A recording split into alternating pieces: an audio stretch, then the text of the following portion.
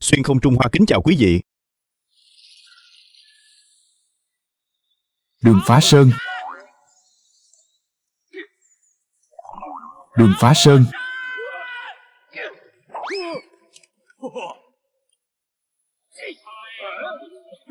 Ngươi vẫn còn lành lặn cả tay chân ư?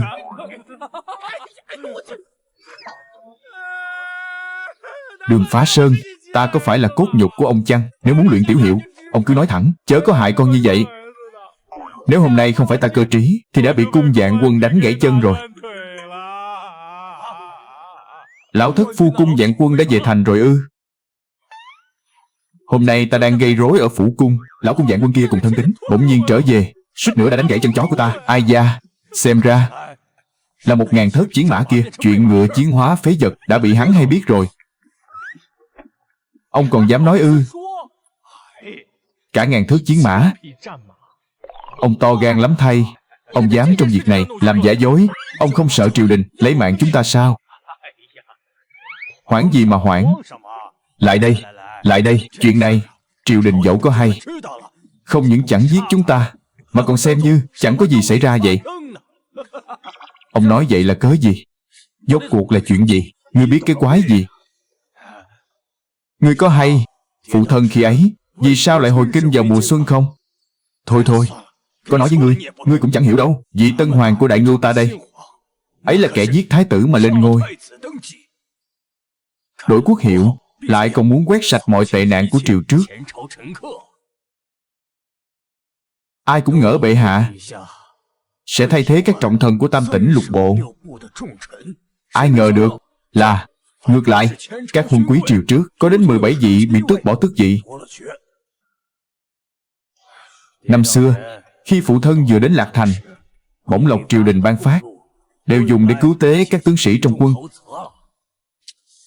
Khi ấy, quân sĩ trong doanh trại nhắc đến phụ thân, ai mà chẳng khen phụ thân là người có lòng dạ thú dữ, hối hận khôn nguôi. Chính vì lẽ đó mà đám người ở lễ bộ kia lại nói phụ thân vẫn còn dây dưa với quân đội, sợ rằng có ý đồ bất chính. Chuyện này, ông là gia tộc ta sẽ khiến tân hoàng đế lo ngại mà tước bỏ tước vị ư? Giờ con đã hiểu vì sao phụ thân lại để con làm càng như vậy chưa? Thế thì chỉ có tự làm ô danh mới được an ổn. Gia tộc ta vốn đã không hợp với cung gia, con càng làm càng, gia tộc ta càng an toàn. Sao ông không nói sớm? Nếu không, hôm nay ta đã trêu ghẹo đại tiểu thư cung gia rồi. Ngươi quả không sợ chết ư?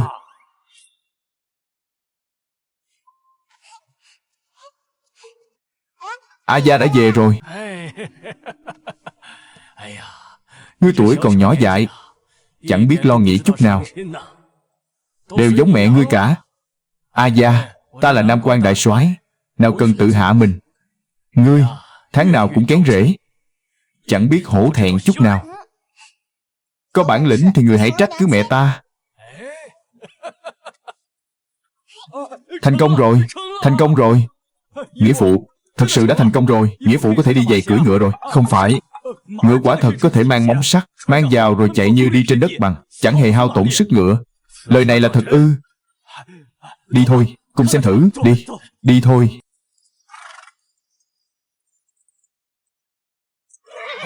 Để bản soái thử xem.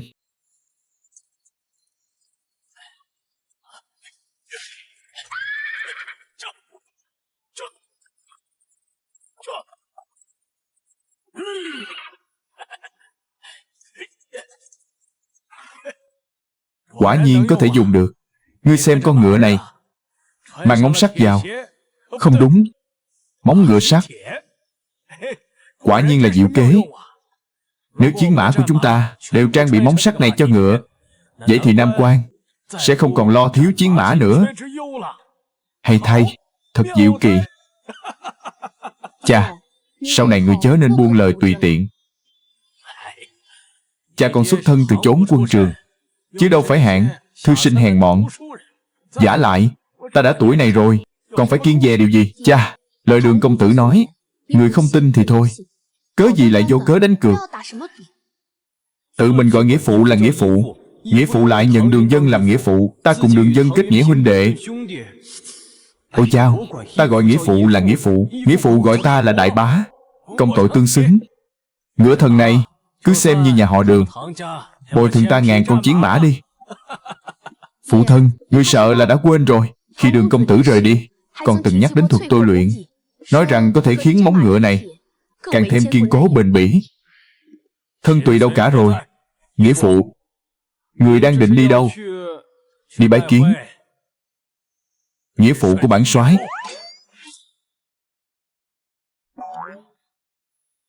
Lão Đăng, lão cha, đến cả chúng ta còn phải tự làm nhơ danh tiếng. Cái tên cung dạng quân quan lớn như vậy, chẳng lẽ hắn không cần tự làm nhơ danh tiếng sao? Nếu không, ngươi nghĩ phủ cung mỗi tháng 2 lần kén rễ là đang làm gì? Tuy nhiên, sau này không cần nữa. Ý ông là sao? Việc không liên quan, chớ có dò hỏi. Phụ thân đã sắm sửa không ít gà, vịt, ngỗng, heo ở hậu sơn cho con. Chẳng muốn con gặp nạn lần nữa. Sau này con cứ an tâm nuôi heo, chớ có mơ tưởng công danh. Ta là kẻ xuyên không tới đây, lại đi nuôi heo ư? Chẳng lành rồi. Chẳng lành rồi. Chẳng lành rồi. Chẳng lành rồi. Lão ra, đại sự chẳng lành rồi. Cung Vạn Quân đã đến, lại còn dẫn theo thân vệ, sợ rằng đến đây chẳng có ý tốt. Chắc là vì chuyện chiến mã. Đến thì tốt.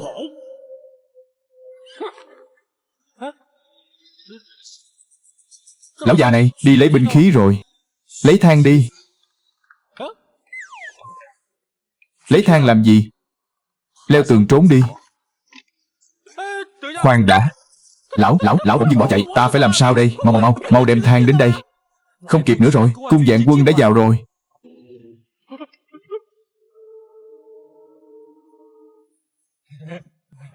Đường công tử, bản soái, lão phu hôm nay đến thăm phụ tử Đường gia các ngươi. Sao mãi chẳng thấy có ai ra cửa nghênh đón vậy? Cái đó, phụ thân ta chạy. Không, phụ thân ta chỉ là nhiễm hàn khí trong cung, đã ra khỏi thành, về trang viên tịnh dưỡng rồi. Nếu ngài muốn tranh chấp với lão, xin hãy lấy số, ngày khác lại đến. Ta muốn gặp công tử Đường đây. Tìm ta ư? Chưa đánh được phủ cung, lại chạy đến phủ Đường đánh ta, có cần phải tàn nhẫn vậy không? Chỉ vì kỹ thuật tôi luyện móng ngựa mà ngươi vừa nói hôm nay.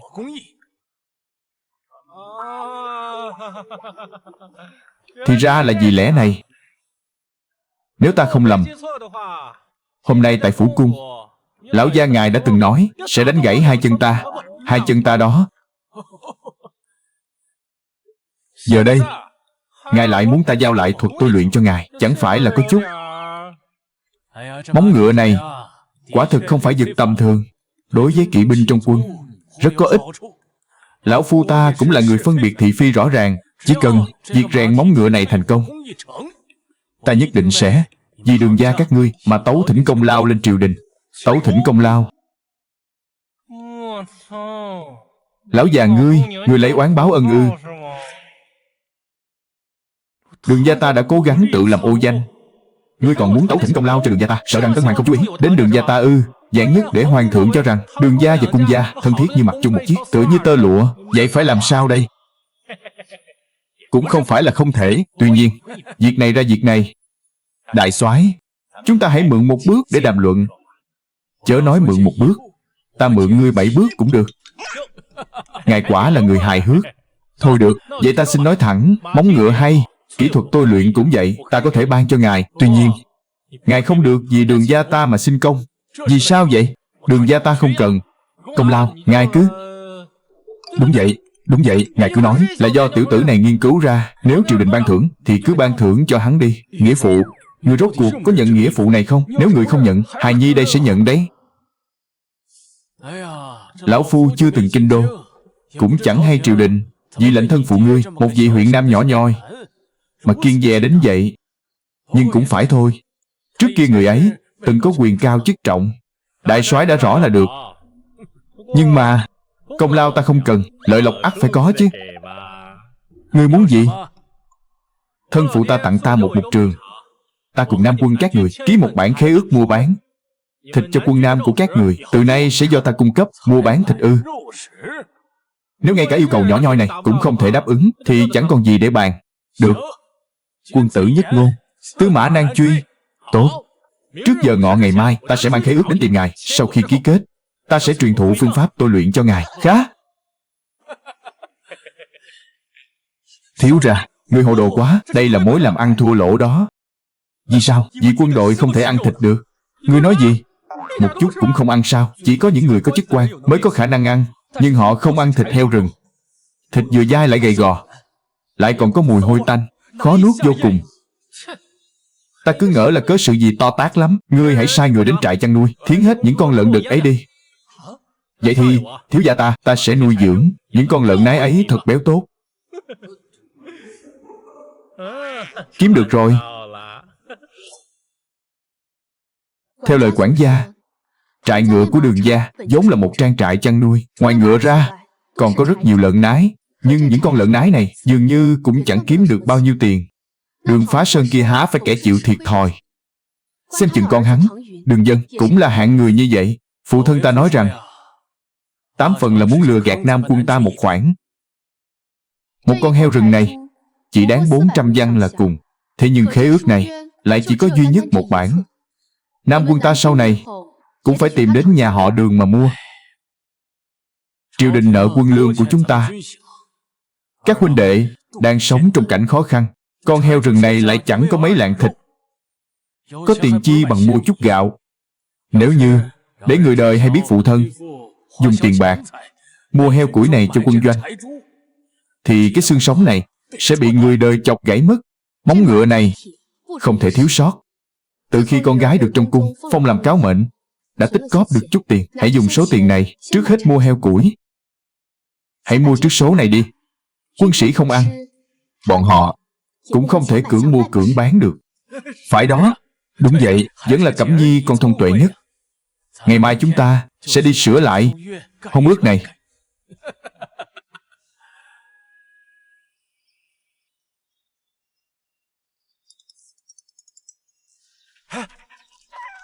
Đây chẳng phải là đại tiểu thư cung gia sao? Thiếu ra, đây là đại phu nhân cung gia. Đại tiểu thư là một nha đầu còn non dại. Vậy người chiêu thân hôm qua chẳng phải là nàng sao? Người chiêu thân là đại phu nhân cung gia. Tiểu thư phủ cung gia chưa chồng gả, lẽ nào lại lộ diện? Đã có chủ rồi ư? Phu quân nàng đã khuất, thủ tiết đã 16 năm. Thì ra là một góa phụ chiến loạn. Nàng rõ ràng đã gần 30. Nhìn lại tựa như thiếu nữ 18 xuân thì.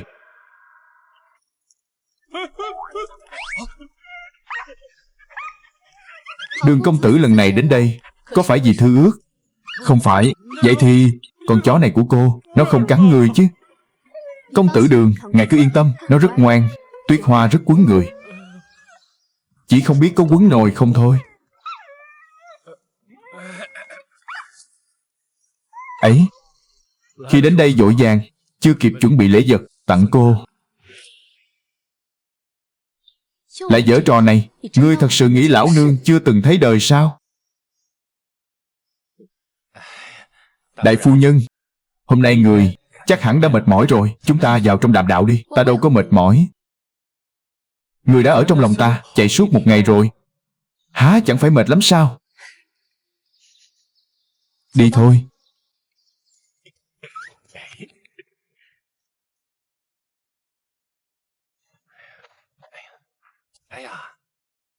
Đại phu nhân, kỹ thuật tôi luyện ta sẽ trao cho người, nhưng điều khoản trên khế ước về ngày giao thịt cần sửa lại. 1 tháng sau sẽ cung cấp. Đường công tử, việc mua bán thịt gia cầm này chi bằng hãy thôi đi. Nếu công tử cần tiền tài, hãy nói ra một con số. Nam quân chúng ta sẽ xem như mua lại công nghệ tôi luyện. Ta đâu phải cùng Nam quân làm ăn chỉ một lần. Hôm qua ta đã sai người dò la một phen. Trang trại của Đường gia ngươi dù diện tích khá lớn, nhưng thịt gia cầm lại ít ỏi đáng thương. Nếu ta đoán không lầm, Đường công tử trì hoãn chính là để mua số lượng lớn thịt gia cầm, đem bán giá cao ngất cho Nam quân ta ư? Phải hay không phải? Cô xem ta là hạng người nào? Đừng tưởng cô là mỹ nhân đệ nhất Lạc Thành mà có thể tùy tiện vu khống người khác. chuyện này đã là dĩ vãng xa xôi. Này, ta đã sớm xuất giá, còn đẹp hơn xưa. Cái đó... Chuyện này, thịt cá hoãn lại 1 tháng, là để tiện bề, chăm sóc, nuôi dưỡng giống heo rừng. Vả lại, thuở ban đầu cũng cần vốn liếng đầu tư. Bởi vậy, ta định trước tiên sẽ thu 1 phần tiền cọc, thu 5/10 tổng giá trị. Lời phụ thân quả nhiên không sai. Ngươi chính là kẻ đến để tống tiền. Nhà họ Đường các ngươi từ xưa đến nay vẫn vậy. Cô còn dám nói ta ư? Nhà họ Cung các người cũng chẳng tốt đẹp gì hơn. Cậy mình dung nhan diễm lệ, tựa thiếu nữ xuân thì mượn danh con gái cô mà chiêu phu. Ngồi đó thôi. Ta ngỡ cô mới 18, suýt nữa bị cô lừa gạt. Thật lòng mà nói, ta thật sự như lời ngươi nói sao? Chắc chắn, nhất định và khẳng định. Thôi được, thế này đi, chúng ta mỗi người lùi 1 bước, không ký khế ước dài hạn. Ký 3 tháng thì sao? Nếu là 2 kỳ, ta có thể bàn với phụ thân. Thấy chưa? Ta đã bảo cô giống tiểu cô nương, kết quả tâm tính cũng là tiểu cô nương. Chuyện gì cũng phải hỏi cha cô. Mọi việc trong nhà, cha đều phải nghe ta. Thật ư? Ta không tin. Hồng Phiến mang giấy bút đến, liền ký kết thư ước này.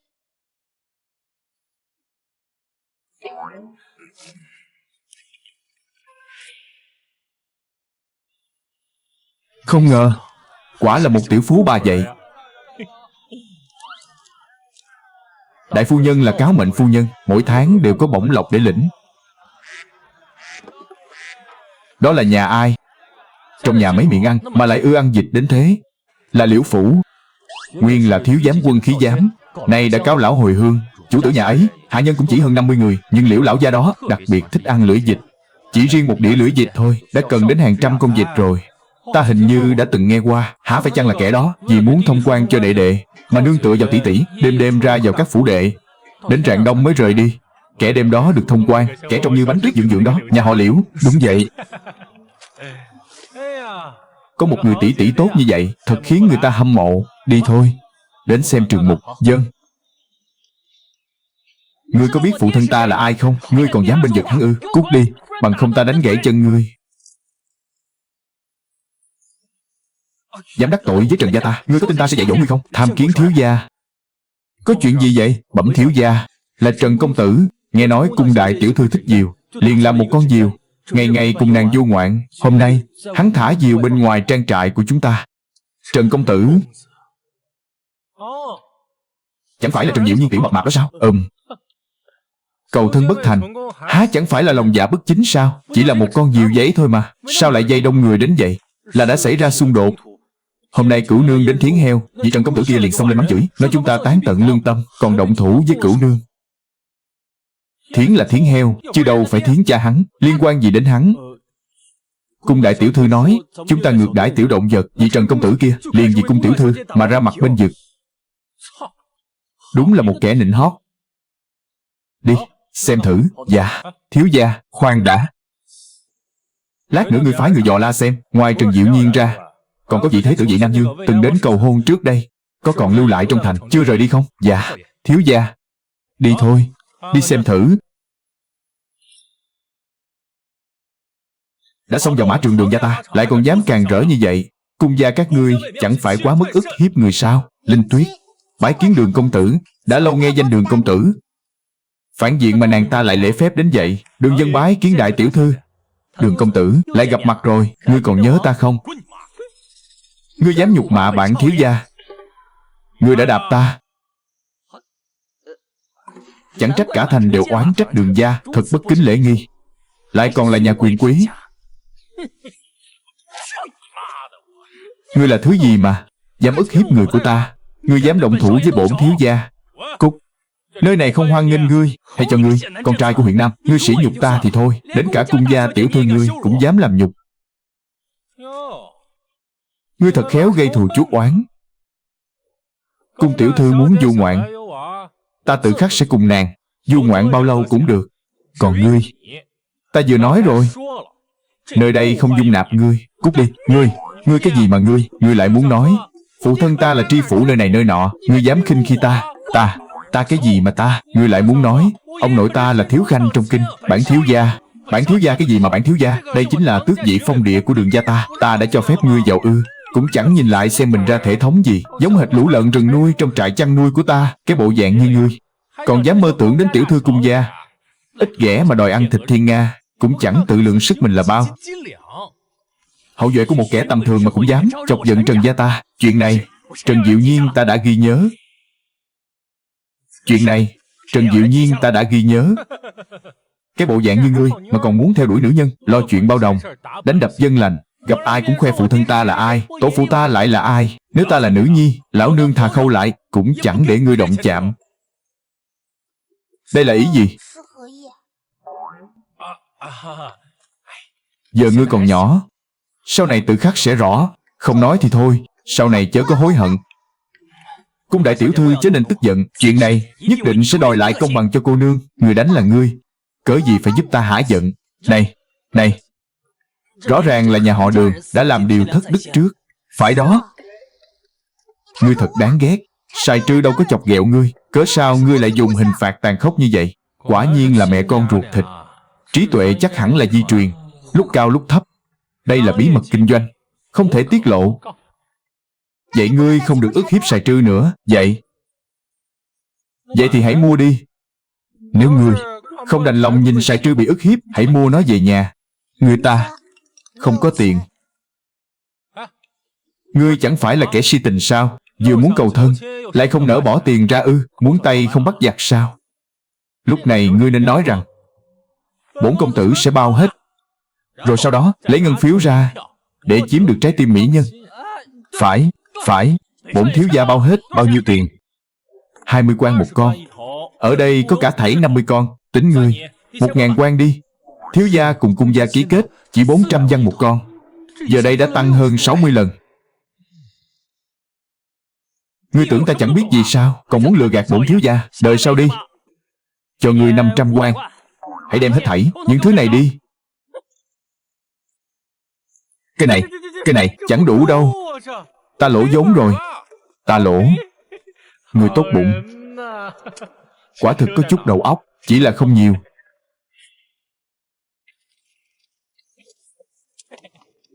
Đến đây. Thiếu ra, đây là làm gì? Lấy ra 100 quan, đưa cho cửu nương. Trận đòn này chẳng thể chịu oan. Số còn lại hãy dùng để hối lộ phu xe của Trần Diệu Nhiên. Đưa cho hắn làm gì? Trần Diệu Nhiên đâu phải người Lạc Thành, hắn cần mấy con heo này cũng vô dụng. Cuối cùng vẫn phải nghe theo ý của cung đại tiểu thư mà phóng sinh. Đến lúc đó hãy chi tiền 15 văn một con, rồi mua lại. Số còn lại dùng để bịt miệng hắn. Lại có thể như vậy sao? Hắn có chịu ưng thuận không? Ngươi nói một công tử nhà giàu không biết giá củi heo thì còn có thể tha thứ, còn có tình khả nguyên. Kẻ hạ nhân này sao lại không biết? Vừa rồi hắn đã không nhắc nhở, hiển nhiên không cùng một lòng. Đã hiểu, quả nhiên vẫn là công tử cao minh. Đừng nịnh hót nữa. Còn nữa, hãy sai người chăn thả lợn rừng mỗi ngày, ghi chép lại số liệu. Loài lợn này ưa thích loại cỏ nào, cùng với thói quen sinh hoạt, đều phải ghi chép lại hết thảy. Đã rõ chưa? Dạ, đã rõ, thiếu gia.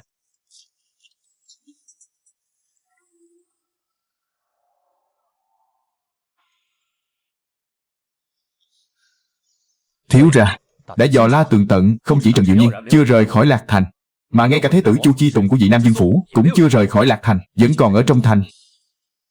Thật thú vị. Hai kẻ này hiển nhiên chẳng phải đến cầu thân, hẳn là có mưu đồ khác. Thế nhưng Lạc Thành này rốt cuộc có gì đáng để bọn chúng để mắt? Thiếu ra, việc này tiểu nhân có hay. Ngươi biết mà không bẩm báo ta. Thiếu gia bớt giận, tiểu nhân cũng vừa mới nghe từ miệng phu xe của Trần Diệu Nhiên. Rốt cuộc là chuyện gì? Việc này quả thực có liên quan đến cung gia. Triều đình không cho phép nữ nhi kế thừa dinh dự, cũng không cho phép con rể kế thừa. Nhưng nếu con rể có con trai thì sao? Cung Vạn Quân này là đại soái, chứ chẳng phải huân quý. Chức quân này cũng chẳng thể truyền cho hậu thế. Nhưng nếu là tước vị thì sao? Triều đình muốn ban tước cho cung gia, lại còn là quốc công. Triều ta tổng cộng chỉ có 8 vị quốc công, chưa từng thay đổi. 1 tháng trước, Ngạc quốc công ở Kinh Thành mắc bệnh, chẳng còn sống bao lâu. Chuyện này người biết rất ít. Trần gia chính là một trong số đó. Thảo nào. Thiếu ra, tên phu xe còn nói Trần Diệu Nhiên muốn động đến Đường gia chúng ta. Ý là sao? Một khi hắn cùng Cung gia kết thân thành công, ắt sẽ biến Lạc Thành thành đại bản doanh của chúng. Khi ấy sẽ không dung thứ cho bất kỳ huân quý nào khác trong thành. Được lắm, được lắm. Mối hôn sự này, Đường dân ta tuyệt đối không ưng thuận. Các ngươi đi tán tỉnh Cung Linh Tự, ta đi tán tỉnh mẹ nàng. Điều này không có gì sai chứ.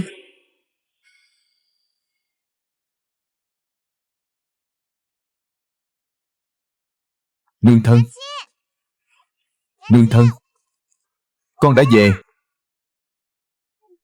Lại cùng Trần công tử kia ra ngoài thành thả diều rồi sao? Hôm nay nữ nhi rất vui, đã cứu được rất nhiều sinh linh. Gần đây trong kinh thành xảy ra vài chuyện liên quan đến Lạc Thành, lại liên quan đến Cung gia chúng ta. Những ngày này sợ rằng sẽ không yên bình. Từ ngày mai, nếu con ra khỏi thành, cần có Mã giáo úy đi cùng suốt chặng đường. Đã ghi nhớ chăng? Vâng ạ. Mã Bu quả là trượng nghĩa, mỗi bận kén rễ. Hắn đều sợ người ít ỏi, khiến ta mất mặt, nên đến góp vui. Hắn ta sợ con mất mặt đó. Hắn đến để ăn chực uống chực, tiện thể xem trò vui. Người con đầm đìa mồ hôi, con gái đi tắm rửa đây.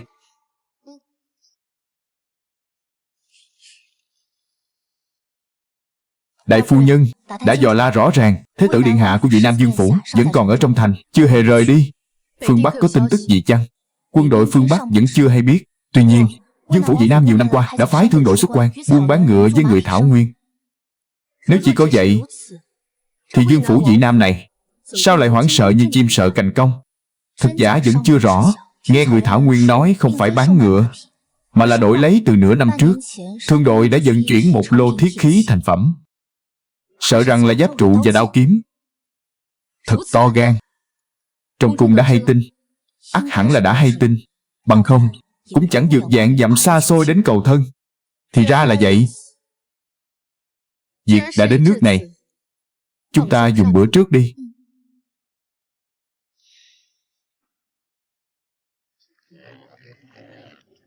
Không tệ, chừng nửa tháng nữa sẽ béo tốt, mập mạp. Có thể đem cân rồi, vẫn còn có thể tăng thêm. Số này giao cho Nam Quân Quả là đủ rồi. Truyền lệnh xuống, số liệu nuôi heo phải ghi chép thường xuyên, không cho phép bất kỳ người ngoài nào xem. Dạ, thiếu gia, lát nữa nô tài sẽ đi báo với họ. Thiếu ra, cái tên Trần Diệu Nhiên kia vẫn ngày ngày sáng sớm đến phủ cung. Chỉ là không được như mấy ngày đầu, ngày nào cũng gặp được cung linh thư. Hôm nay lại bị từ chối. Đến giờ ngọ lại đến nha môn một chuyến, bái kiến tri phủ, Liễu thúc. Bái kiến tri phủ ư? Cái tên đứng đầu bảng kia vừa đến Lạc Thành đã từng đi rồi, nay lại đi nữa. Thường xuyên lui tới chăng? Cũng thường xuyên đó. Nhưng nghe nha dịch nói, ban đầu tri phủ còn tiếp kiến, nay đi lại nhiều quá, liền tìm cớ thoái thác không gặp. Thường xuyên kết giao nhân mạch như vậy là đang đặt nền móng để cắm rễ tại Lạc Thành. Cha ta đã nửa tháng rồi, sao vẫn chưa về? Năm nào cũng vậy. Vào cuối năm, triều đình sẽ phái hộ bộ đến biên quan tra xét sổ sách quân khí. Những quan viên ấy khi đến địa phương không chỉ tra sổ sách mà còn gây khó dễ cho các huân quý. Lão gia nói mắt không thấy thì lòng không phiền. Đợi người của hộ bộ đi rồi sẽ quay về. Được, hãy đến cung phủ xem thử, có thể lừa gạt mấy bà già khờ khạo kia để tăng giá lên không?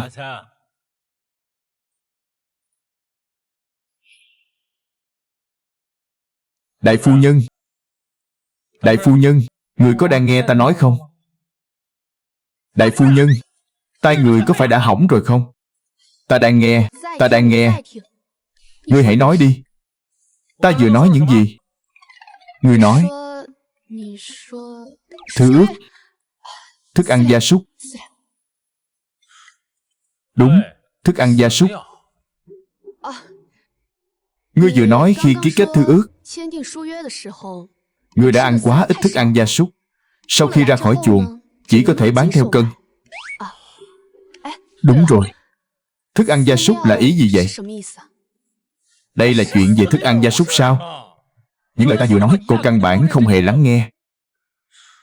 Vị cô nương này thường ngày vẫn vậy ư?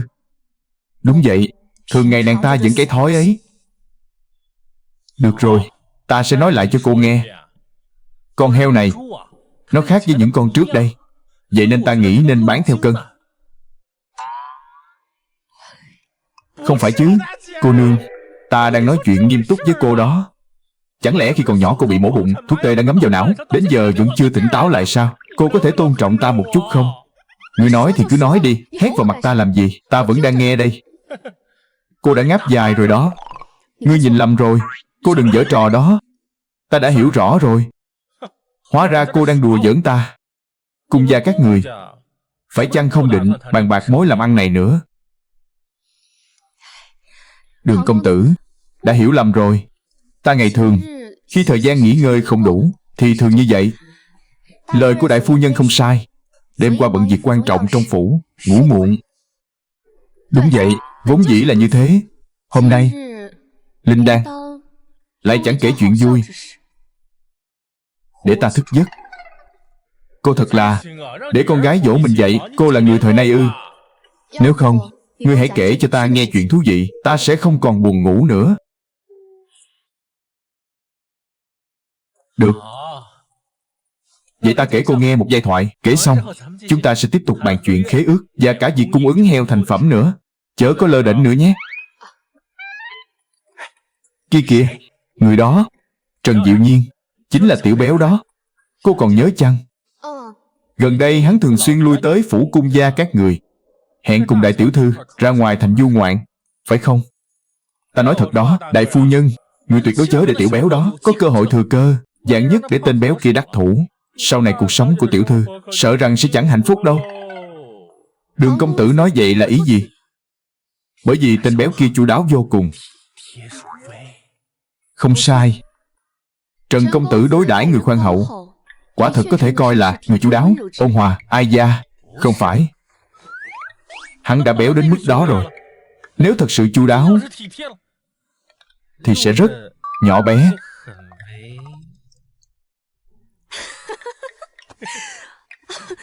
Chu đáo vô cùng. Vô cùng. Được. Ngươi hãy kể thêm một câu chuyện nữa đi. Ta đến đây là để bàn chính sự, chứ không phải để kể chuyện cười cho cô nghe. Ngươi hãy kể thêm một câu nữa đi. Kể thêm một câu nữa. Đại phu nhân, công tử Trần Diệu Nhiên, con trai của quận Thành, xin được ý kiến. Thì ra chính là vị Trần công tử chu đáo ấy. Hãy bẩm với hắn, hôm nay Linh đang thân thể không khỏe, không tiện tiếp kiến. Song Trần công tử lại nói có việc trọng yếu muốn bẩm báo cùng người, nếu không được diện kiến sẽ không rời khỏi phủ. Cho hắn vào đi. Vâng.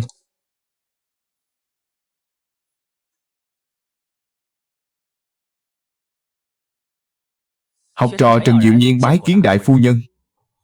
Chào, đại ca. Trần công tử xin mời an tọa. Mặt trời đã ngã bóng, chẳng hay. Trần công tử đến đây có việc gì? Đại tỷ ngây thơ vừa rồi đâu rồi? Sao bỗng chốc lại biến thành nữ cường nhân thế này? Kẻ hèn này cả gan thỉnh cầu đại phu nhân cho phép được cùng hạ sinh bàn bạc đôi điều, nhưng việc này hệ trọng vô cùng, sợ rằng không tiện để người ngoài biết. Trần công tử, gia tộc cung ta dù là hậu duệ của danh tướng, nhưng cũng hiểu rõ lễ nghĩa. Ngươi lần này đến đây nói có việc trọng yếu cần bàn, nhưng lại vì ngươi đến sau mà bắt người khác phải tránh mặt. Nếu việc này đồn ra ngoài, gia tộc cung ta đây chẳng phải để người đời đàm tiếu. Chúng ta không hề có đạo đãi khách ư? Phu nhân cả dạy bảo chí phải, học trò lỡ lời. Chà, sự tương phản này thật quá lớn.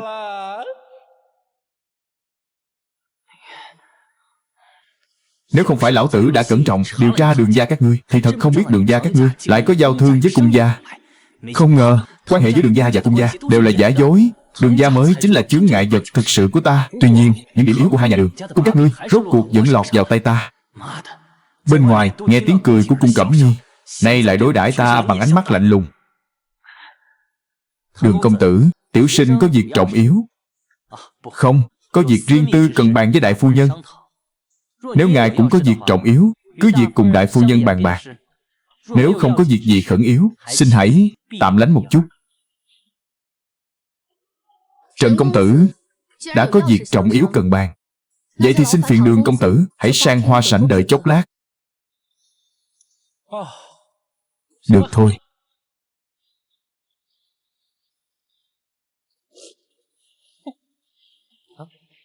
Đại phu nhân, người có hay chăng việc hộ bộ sắp phái người đến tra xét sổ sách quân khí? Đương nhiên là ta đã hay. Mấy năm nay, năm nào cũng vậy. Trần công tử, chỉ vì việc này thôi sao? Học trò vừa nhận được thư tín. Người đến là hộ bộ Tả Thị Lan, Ôn Tông Bác, Ôn đại nhân. Nếu là tra xét việc quân khí, chẳng cần phiền đến Ôn đại nhân. Theo thiện kiến của hạ sinh, Ôn đại nhân là vì việc soái gia được phong quốc công. Trần công tử quả là tai mắt thấu suốt. Gia tộc cung ta mới chỉ 3 ngày trước mới hay tin. Nếu không phải do bệ hạ ngự bút, gia phụ còn tưởng rằng là kẻ nào đùa giỡn. Bệ hạ đích thân ngự bút thư tín đến Lạc Thành. Gia tộc cung này quả nhiên sắp hiển vinh rồi. Ngươi nói gì cũng tin nấy. Cái đầu óc vô tri như ngươi còn muốn cưới con gái ta. Đáng đời ngươi thất bại. Xin chúc mừng đại phu nhân. Gia tộc cung đời đời trung lương, trấn giữ biên cương, chiến công hiển hách. Ngươi nói chính là chuyện này. Quả thật có liên quan đến việc này. Học trò vừa nhận được tin. Hộ bộ Thị Lan Ôn Tông Bác sợ rằng kẻ đến không thiện. Không giấu phu nhân, gia phụ đã ở kinh thành dò la nhiều ngày. Triều đình này dường như không muốn phong đại soái làm quốc công, trừ phi soái gia từ bỏ chức đại soái quân đội.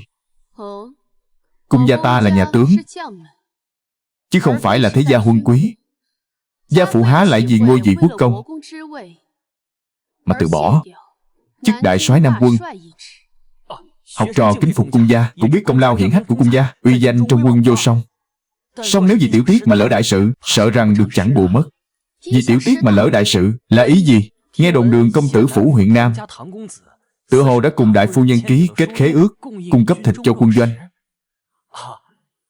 Đại phu nhân chớ hiểu lầm, không phải tiểu sinh tự tiện dò xét việc riêng tư này, mà là mấy hôm trước khi cùng đại tiểu thư xuất thành du ngoạn, đại tiểu thư vô tình nhắc đến. Có chuyện này. Ý của ngươi là Ôn Tông Bác này sẽ nhân cơ hội này mà làm khó, cẩn tắc vô ấy nấy. Trần công tử có lòng. Trần công tử quả nhiên là người chu đáo. Lời ấy có lý. Hôm nay Đường công tử đến đây chính là vì chuyện này. Gia tộc cung ta cứ từ chối hắn là được. Đại phu nhân anh minh, trước hết hãy cắt đứt mọi liên hệ của các ngươi. Ta xem nhà họ Đường ngươi còn làm gì được nữa. Thôi được, ngày khác nếu rảnh rỗi lại đến tìm Linh Thư du ngoạn.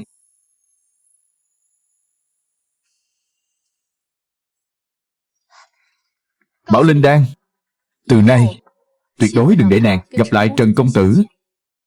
Dạ, nhà họ cung ta dù có tư oán sâu nặng với Ôn Tông Bác, nhưng cũng chỉ là tư oán. Ôn Tông Bác tiếng lành đồn xa, thế nhưng trong triều đình hiếm có hiện thần vì dân thỉnh mệnh. Nay qua lời của Trần công tử, lại hóa ra kẻ tâm địa hiểm độc, tiểu nhân bất chấp thủ đoạn. Đại phu nhân nói đúng. Trần gia ở kinh thành vốn rất kính trọng Ôn Tông Bác, đến chỗ ngài lại thành tiểu nhân, vốn chẳng định kết giao với Trần gia. Lời hắn nói cũng không phải không có lý. Nếu Ôn Tông Bác này mà biết được chúng ta đã ký khế ước với Đường gia, soái gia nói chỉ ký 1 kỳ, thư ước lại viết 3 kỳ, chi bằng cứ nói thật. Cứ nói rằng soái gia đã nuốt lời thì sao? Đúng vậy, cứ làm như vậy đi. Ngươi hãy đi tìm Đường công tử, nói rằng chỉ mua 1 kỳ, tối đa là 200 lượng. Nhớ kỹ, hãy nói rõ với hắn đây là do cung gia mua sắm, chứ không phải Nam quân sau khi cung gia mua về không phải để ban phát cho quân đội, mà là để mua chuộc lòng người, mà là để bù đắp chi phí. Hãy nhớ, đừng để người khác nắm được thóp. Được, ta sẽ đi ngay.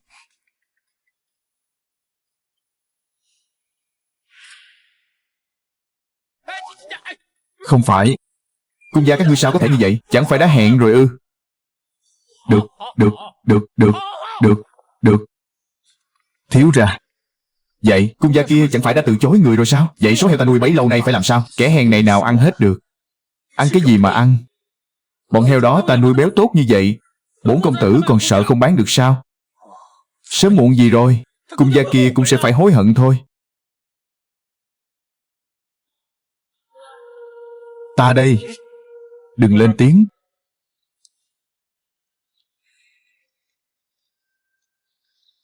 Tên béo kia, ngươi vẫn chưa đi ư? Họ Đường kia, ta nhắc lại với ngươi, đây là lần cuối cùng. Từ nay về sau, hãy tránh xa người nhà họ Cung ra. Nếu không, bổn thiếu gia sẽ khiến ngươi sống không bằng chết. Lời bổn thiếu gia nói, ngươi đã ghi nhớ chưa? Lời bổn thiếu gia nói, ngươi đã rõ chưa? Ngươi ồ cái gì? Đừng tưởng bổn thiếu gia không hay biết, nhà họ Đường các ngươi muốn trèo cao. Ai là cành cao? Hừ, biết rõ mà còn giả vờ ngốc. Chuyện đại soái gia sắp được phong quốc công, ngươi có biết không? Biết chứ, đại phu nhân đã nói với ta từ lâu rồi. Sao? Ngươi có ý kiến gì à? Đại phu nhân đích thân nói với ngươi sao? Này tiểu tử họ Đường kia, nhà ngươi muốn cung ứng thịt cho quân doanh, muốn lừa gạt giám quân khí, lừa gạt tiền của quân lính. Chỉ riêng việc này thôi, một khi bại lộ, nhà ngươi ắt phải lột da tróc vảy. Giờ đây, nhược điểm của ngươi đã nằm trong tay ta. Lão tử cứ tưởng ngươi có gì ghê gớm, chỉ có vậy thôi sao? Còn nữa, việc ngươi buôn bán ngựa chiến, đây là tội tru diệt đó. Sau này, khi thấy bổn thiếu gia, hãy cút đi thật xa, và hãy tránh xa người nhà của ta ra. Bằng không, bổn thiếu gia sẽ khiến Đường gia ngươi diệt tam tộc. Ngươi khoảng thời gian này chỉ lo thu dọn lũ heo, suýt quên thu dọn hắn. Thu dọn thế nào? Cử người theo dõi tiểu béo này, ghi lại mọi sinh hoạt và hành trình mỗi ngày của hắn. Mỗi ngày hắn dẫn theo bao nhiêu người, đi đâu, tất cả đều phải ghi chép lại cho ta. Cả tên phu xe của hắn nữa. Tìm cách dẫn y đến trước mặt ta. Ta có việc cần hỏi. Dạ.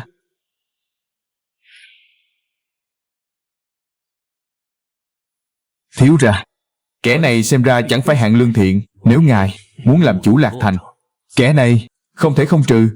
Đường gia không thể không diệt. Ta biết. Trước hết hãy cho quan lại Lạc Thành biết y muốn mượn cớ cung cấp thịt cho quân đội, chuyện tư túi riêng. Đến lúc đó, Cung gia nhất định sẽ ruồng bỏ hắn.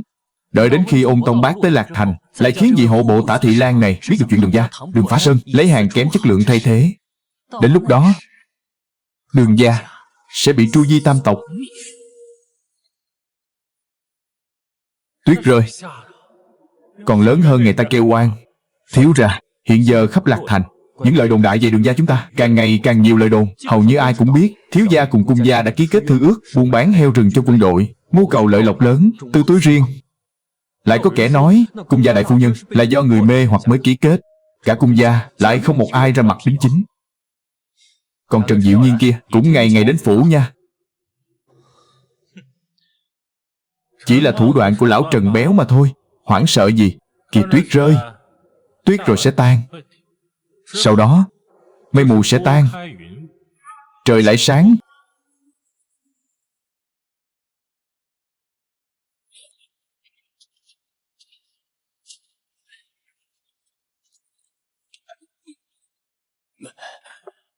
Ngươi hà tất phải khổ sở vậy?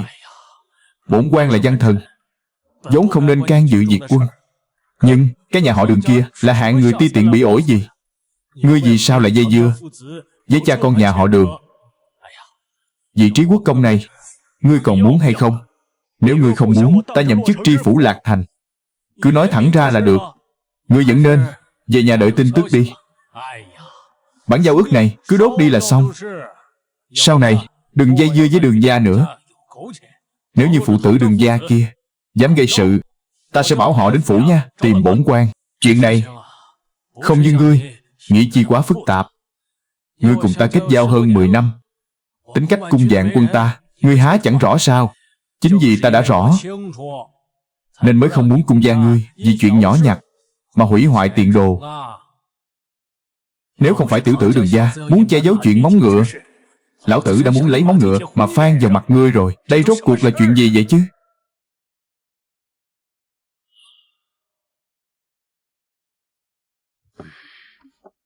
Lần này, chỉ một lần này thôi.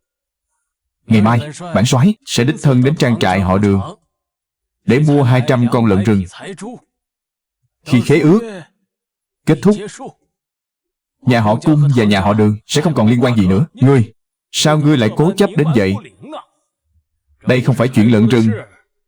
Dù là nhà họ Cung của ngươi hay quân đội cũng không quan trọng. Điều quan trọng là có chuyện này. Tốt lắm, Cung gia các ngươi hãy tự liệu lấy. Hừ.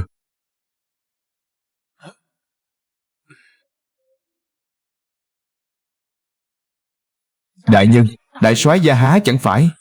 Trong đó ắt có ẩn tình. Chỉ là cung soái chẳng hề hé răng, khiến lão phu tức giận biết bao. Theo thiện ý của học sinh, chính là tên đường dân kia. Hắn ta lộng hành ngang ngược, đại nhân nên nghiêm trị mới phải. Đại nhân minh xét, tự có quyết định. Mấy hôm trước, ngươi đến tìm bản quan về trang trại họ Đường, hiểu rõ tường tận. Không những biết rõ họ tên chủ sự, mà ngay cả khế ước đặt tại căn nhà gỗ phía đông trang trại. Những việc cơ mật như vậy, ngươi cũng dò la được. Công tử Trần, bản quan muốn hỏi, ngươi có phải muốn mượn công báo tư thù chăng? Đại nhân hiểu lầm, học sinh không dám.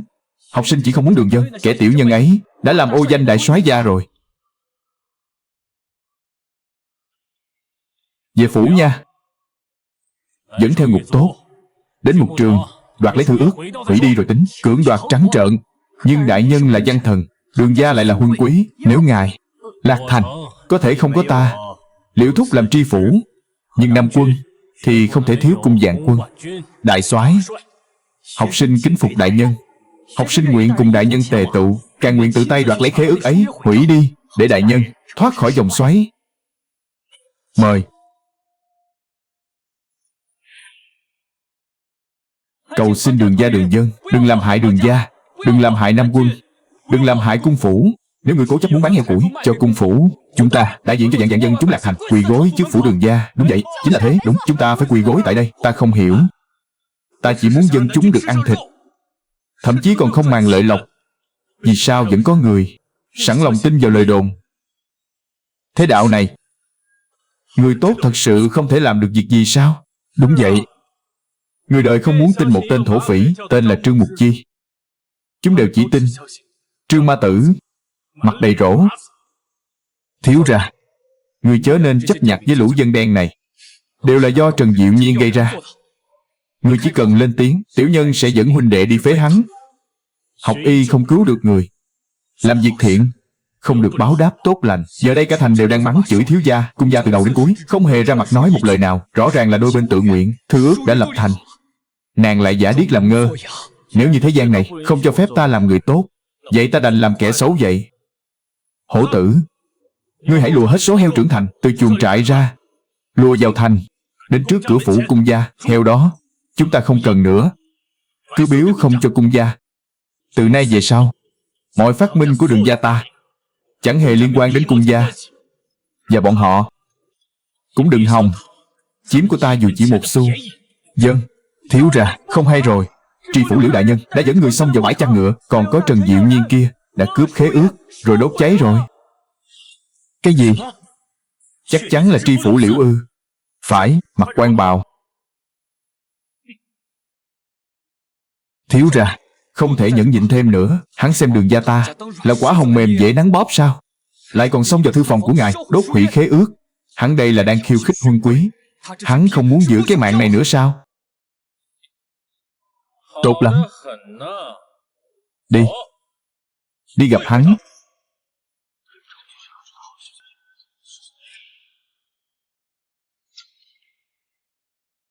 Đại nhân, thư ước đã tìm thấy.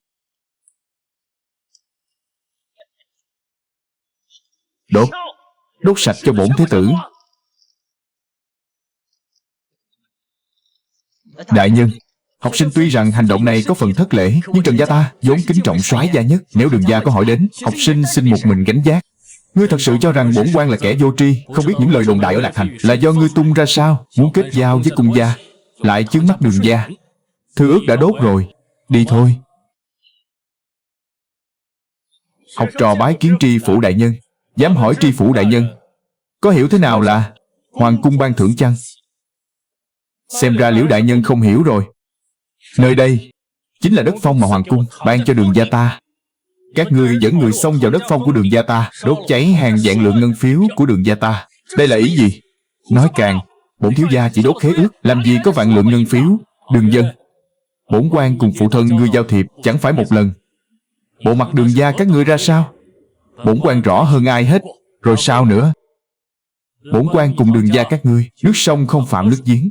Bởi vậy Đường gia không nên tham lam vô độ, đánh chủ ý đến cung gia. đến Nam Quân. Rồi sao nữa? Tiểu tử kia, ngươi thật sự cho rằng ở Lạc Thành chẳng ai trị nổi nhà họ Đường các ngươi? Ngươi thật sự cho rằng bổn quan đối với nhà họ Đường các ngươi chẳng làm gì được sao? Phu nhân nhà họ Cung đã đưa cho ngươi 100 quán tiền bạc, coi như bố thí cho kẻ ăn mày. Phụ tử nhà họ Đường các ngươi với bộ mặt này sớm muộn cũng rước họa lớn vào thân. Đến lúc đó đừng trách bổn quan vô tình. Đây là cái gì? Ngươi là tri phủ, là mua trên cột điện về sao? Đương nhiên là Sài Trư rồi. Chẳng lẽ là Diệp Vấn ư? Sài Trư? Sài Trư sao lại béo phì đến nhường này? Thật là... Ôi chao! Đây sao có thể là Sài Trư? Ngươi nuôi dưỡng thế nào? Thịt thà lại săn chắc đến vậy. Liên quan gì đến ngươi? Lại chẳng phải của ngươi. Chẳng lẽ tri phủ đại nhân đã đốt thư phòng của ta, lại còn muốn chiếm đoạt Sài Trư của ta sao? Chẳng lẽ ngai vàng ngươi cũng muốn chiếm đoạt? Ngươi cũng muốn bệ hạ thoái vị để ngươi được ngồi sao? Ngươi, đại nhân, ngươi sao vậy? Công tử Trần không hiểu việc nuôi heo. Ngươi đã từng ăn thịt heo chưa? Dân đen mới ăn thứ này thôi. Thằng nhóc, ngươi xong rồi. Ngươi đâu? Mau lùa tất cả heo vào chuồng. Không ai được phép đến gần. Tuân lệnh. Đường công tử, ngươi đây, chẳng lẽ là nuôi được những con heo béo tốt như vậy? Làm sao mà nuôi được? Chẳng lẽ đây là số heo ngươi muốn bán cho cung gia? Chính là những con heo béo tốt này. Giá cả thế nào? Giá tiền bao nhiêu? 300 văn một con. Không phải là giá thị trường sao? 300 văn. Heo do Đường gia ngươi nuôi, tứ chi cường tráng, tính tình hiền lành, béo tốt cường tráng, thịt chắc nịch. Sao chỉ bán 300 văn? Điều này bất khả. Bởi vậy ta mới cùng cung gia định ra khế ước thuê dài hạn. Giờ nuôi chỉ là lỗ vốn. Tuy nhiên, một khi đã định ra việc cung ứng lâu dài cho quân đội, thì việc nuôi trồng quy mô lớn sẽ giảm thiểu chi phí. Khi ấy, dẫu lợi nhuận chẳng nhiều, nhưng tuyệt đối sẽ không lỗ vốn. Ngươi vì sao lại làm vậy? Bởi vì họ đã nói với ta, quân doanh thiếu thốn thịt cá. Tuy ta chưa từng tổng quân, nhưng phụ thân ta đã từng. Bởi vậy ta thấu rõ cảnh quân ngũ ra sao. Đại nhân chớ nghe hắn lừa gạt. Kẻ này tâm địa quỷ quyệt, há đâu vì binh lính trong quân. Quân doanh, quân ngũ. Tiểu tử kia, câm miệng. Đại nhân, ngài đây là Đường công tử, bổn quan. À không, lão phu đại diện triều đình cùng ngươi ký kết. Thuở xưa, khi ta ký kết tân ước, trang trại của ta có rất nhiều lợn rừng. Nhưng nếu đem bán chúng cho quân doanh thì chẳng khác nào lừa gạt người khác. Phải. Đúng. Đường công tử đại nghĩa. Bởi vậy ta mới gia hạn thêm 1 tháng, dạy cho điền chủ cách dỗ béo, cách nuôi lợn. Phải. Đường công tử cao nghĩa. Nhưng chẳng hiểu vì sao cung gia lại đột nhiên đổi ý, khiến khế ước dài hạn này chỉ còn là cung ứng 3 kỳ mà thôi. Phải. Đúng vậy. Đường đại nhân, cao nghĩa. Mấy ngày trước 3 kỳ lại biến thành 1 kỳ. Hơn nữa chỉ bán 200 con. Thứ thịt heo này, chớ nói 300 văn, quay lưng bán 500 văn cũng không đủ cung ứng. Còn phải gọi Đường dân một tiếng cha ở trên. Cung gia đã bội ước. Chẳng lẽ ta còn phải tự hạ mình sao? Phải. Đúng vậy. Đường đại nhân, cao nghĩa. Đường công tử, chuyện này vốn là hiểu lầm. Vừa rồi ta vừa đến soái phủ, Vạn quân lão thất phu, lão soái gia miệng lưỡi toàn lời khen ngài. Người ấy nói cứ coi như ta đã đem lòng tốt cho chó ăn, lật lọng cũng đã đành, lại còn dẫn người đến. Đã đến địa phận Đường gia ta, lại đốt khế ước, giờ lại muốn ta tiếp tục bán thịt heo cho quân doanh. Ngươi xem ta là kẻ hèn mọn ư?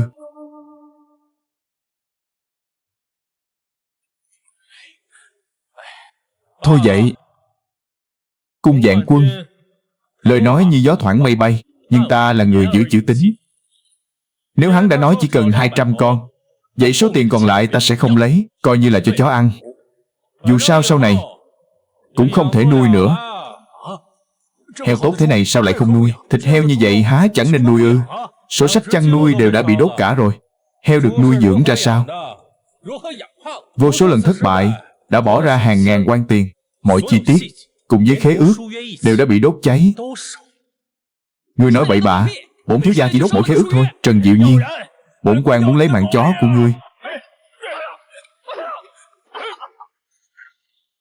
Xin hỏi Đường công tử, cuốn sách chăn nuôi heo đã bị thiêu rụi, có thể tìm lại được chăng? Chỉ có thể tìm lại được 1/2. Hả?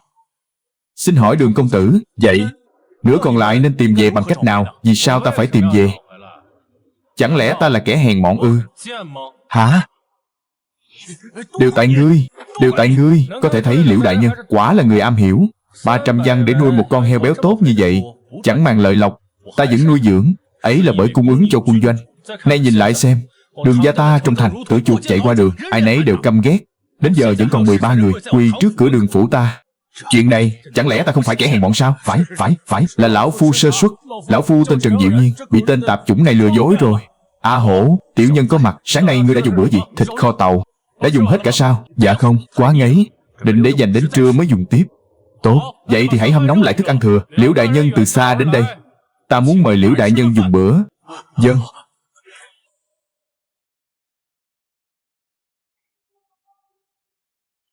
Thơm quá.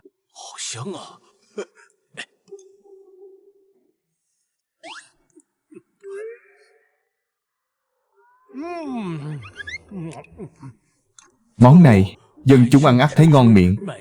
Quân sĩ dùng ắt là mỹ vị vô song vậy. Có thể dùng cùng bánh nướng, cũng có thể nhúng vào nước cơm. Dầu mỡ đậm đà, hương thơm ngào ngạt, thịt heo béo ngậy, đầy đặn, hay, rất hay. Điều tuyệt diệu nhất là một con heo chỉ bán 300 văn thôi. Đó không phải là... Nếu bán một quan thì đó là một con heo béo lớn. Bán 500 văn, vị ngon không tồi. Bán 300 văn, đây chính là mỹ vị đệ nhất thiên hạ. Ta vừa nói rồi, sổ sách nuôi heo chỉ tìm lại được một nửa. Công tử xin hãy nói rõ, 5 phần còn lại làm sao tìm về? Cung gia. Được, cho mượn, cho bản quan mượn một con heo lớn. Nhưng Liễu đại nhân cũng biết 300 văn một con heo, ta rất khó kiếm lời. Dù có mở rộng quy mô, vẫn còn khó khăn lắm. 300 văn một đầu heo. Đường công tử, ngài chính là phụ thân của ta, nhưng nếu ngài bán một quan tiền thì đừng trách bản quan. Phạm thượng, tiền của quân đội ta không muốn kiếm, nhưng tiền của người khác ta vẫn phải kiếm chút ít. Ngươi xem, tuyết bên ngoài đã ngừng rơi, tuyết rồi cũng sẽ ngừng rơi thôi. Nếu tuyết đã ngừng, bản thiếu gia phải hồi phủ rồi. Ngươi hãy dắt một con heo. Hãy nhớ, bổn thiếu gia vào phủ rồi, chỉ đợi nhiều nhất nửa canh giờ thôi. Được, bổn quan sẽ đích thân dắt heo vào thành. Đại nhân anh minh.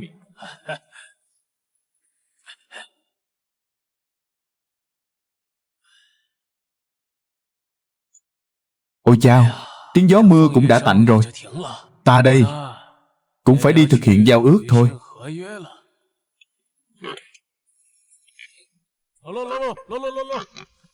Heo đâu mà lớn đến vậy, lại còn béo tốt thế kia. Đây là heo của Đường đại thiếu gia nuôi đó. Hợp đồng đã ký kết được 1 tháng rồi. Gia tộc các ngươi chẳng phái người đến trang trại nhà họ Đường xem xét sao? Vốn đã định cung cấp thịt cho quân đội lâu dài, nay lại đổi thành 3 kỳ. 3 kỳ lại biến thành 1 kỳ, 1 kỳ lại giảm xuống còn 200 con. Thật khiến bản quan tức giận. Ngươi có biết những con heo béo tốt thế này giá bao nhiêu không? Bao nhiêu? 300 văn. Chỉ 300 văn thôi. Cái gì? Thịt heo trong khế ước của Đường gia đều là loại heo nái béo tốt như vậy ư? Phải, món nó nói phải, món hời lớn đến vậy. Đường công tử kia suýt nữa đã không dùng ngân phiếu mà dùng tiền để giả vào mặt đám quân sĩ Nam quân các ngươi rồi. Gia tộc cung các ngươi thật chẳng biết điều gì cả.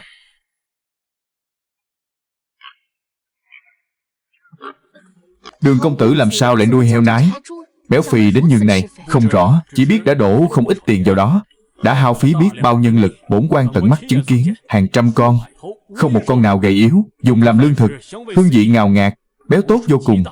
Đâu chỉ thơm, thực sự là thơm lừng khắp chốn. Được, lập tức đổi thành cung ứng lâu dài, soạn lại khế ước. Ngay hôm nay tại phủ nha mà định đoạt, không thể chậm trễ một khắc. Còn nữa, Đường công tử có đại ân với quân doanh, nay trong thành đồn đại khắp nơi. Thưa cha, con nghĩ người nên tiện thể giúp hắn minh oan, tránh cho Đường công tử phải chịu hàm oan. Đúng vậy, phải, chính là đạo lý này. Lâu dài, cung cấp thịt cho quân đội lâu dài. Khế ước đã bị đốt rồi. Cái gì? Trước đây, hạ quan đã hiểu lầm Đường công tử, sợ đại soái bị người đời dị nghị, bèn dẫn võ tốt đến trang trại của Đường gia, đã cưỡng đoạt khế ước thiêu hủy rồi. Liễu thúc, ngươi lấy đâu ra cái mặt chó mà chạy đến cung gia ta giáo huấn bản soái, khế ước lại bị ngươi thiêu hủy rồi. Bản soái thề với tổ tông nhà ngươi, Đường công tử là người giữ chữ tín, chắc chắn sẽ tuân thủ.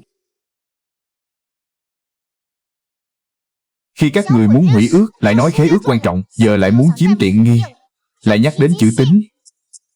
Thật không biết xấu hổ. Ngươi biết gì mà nói. Dù Đường công tử có nhận lời thì sao? Ban đầu chính các người đã nói rằng mỗi kỳ tối đa chỉ 200 con heo. Mẫu thân khi ấy cũng không tường tận nội tình. Nếu các người đã tùy tiện như vậy, thì Đường công tử cũng có thể tùy ý cung ứng 200 con heo, coi như đã hoàn thành khế ước. Rốt cuộc ngươi là phe nào vậy? Ta chỉ giúp lý lẽ, không giúp người thân. Liễu đại nhân ở Lạc Thành, ai ai cũng kính trọng. Nếu không Liễu đại nhân, cút đi. Kẻ bội ước đâu phải là ta, mà là ngươi đã đốt khế ước. Ngươi đều tại tên hỗn Trần Diệu Nhiên kia. Nếu không phải hắn gây sóng gió trước mặt bổn quan, cắt xén lời nói, lại còn tung tin đồn trong thành. Thì ra là vậy. Tiểu tử họ Đường kia còn ôm hận. Hãy sai mã bưu tìm Trần Diệu Nhiên, đánh cho hắn một trận. Hay là con gái đích thân đến Đường phủ bái kiến Đường công tử đi, mong có thể vãn hồi cục diện. A Hổ, người đoán xem, nhà họ Cung ai sẽ đến?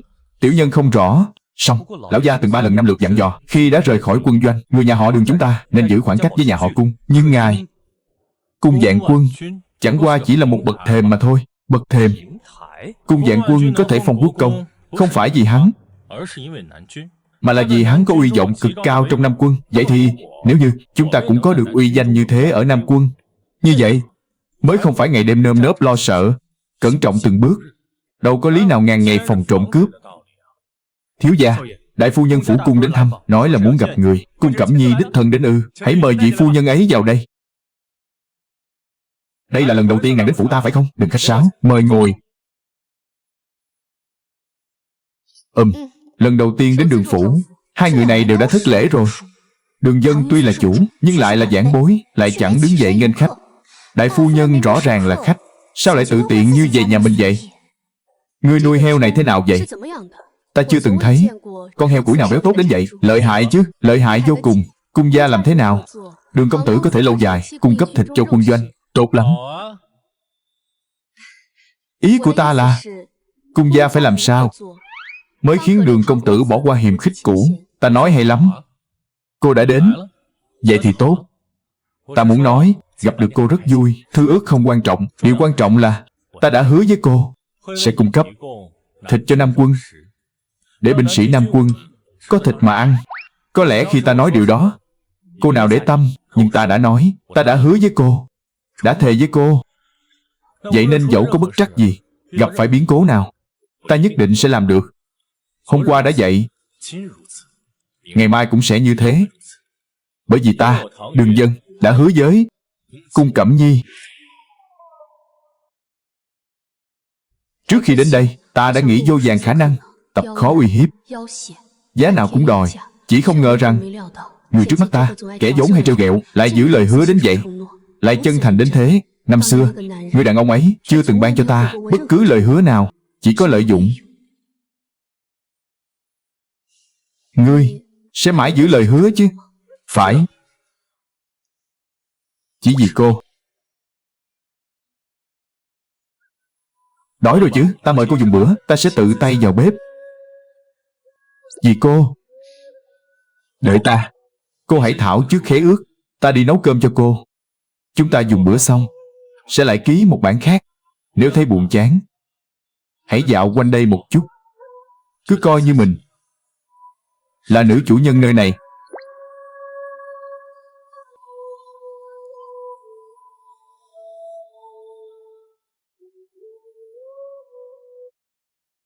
Một vị công tử quyền quý lại tự mình vào bếp, lại còn thơm quá. Hãy nếm thử tài nghệ của ta.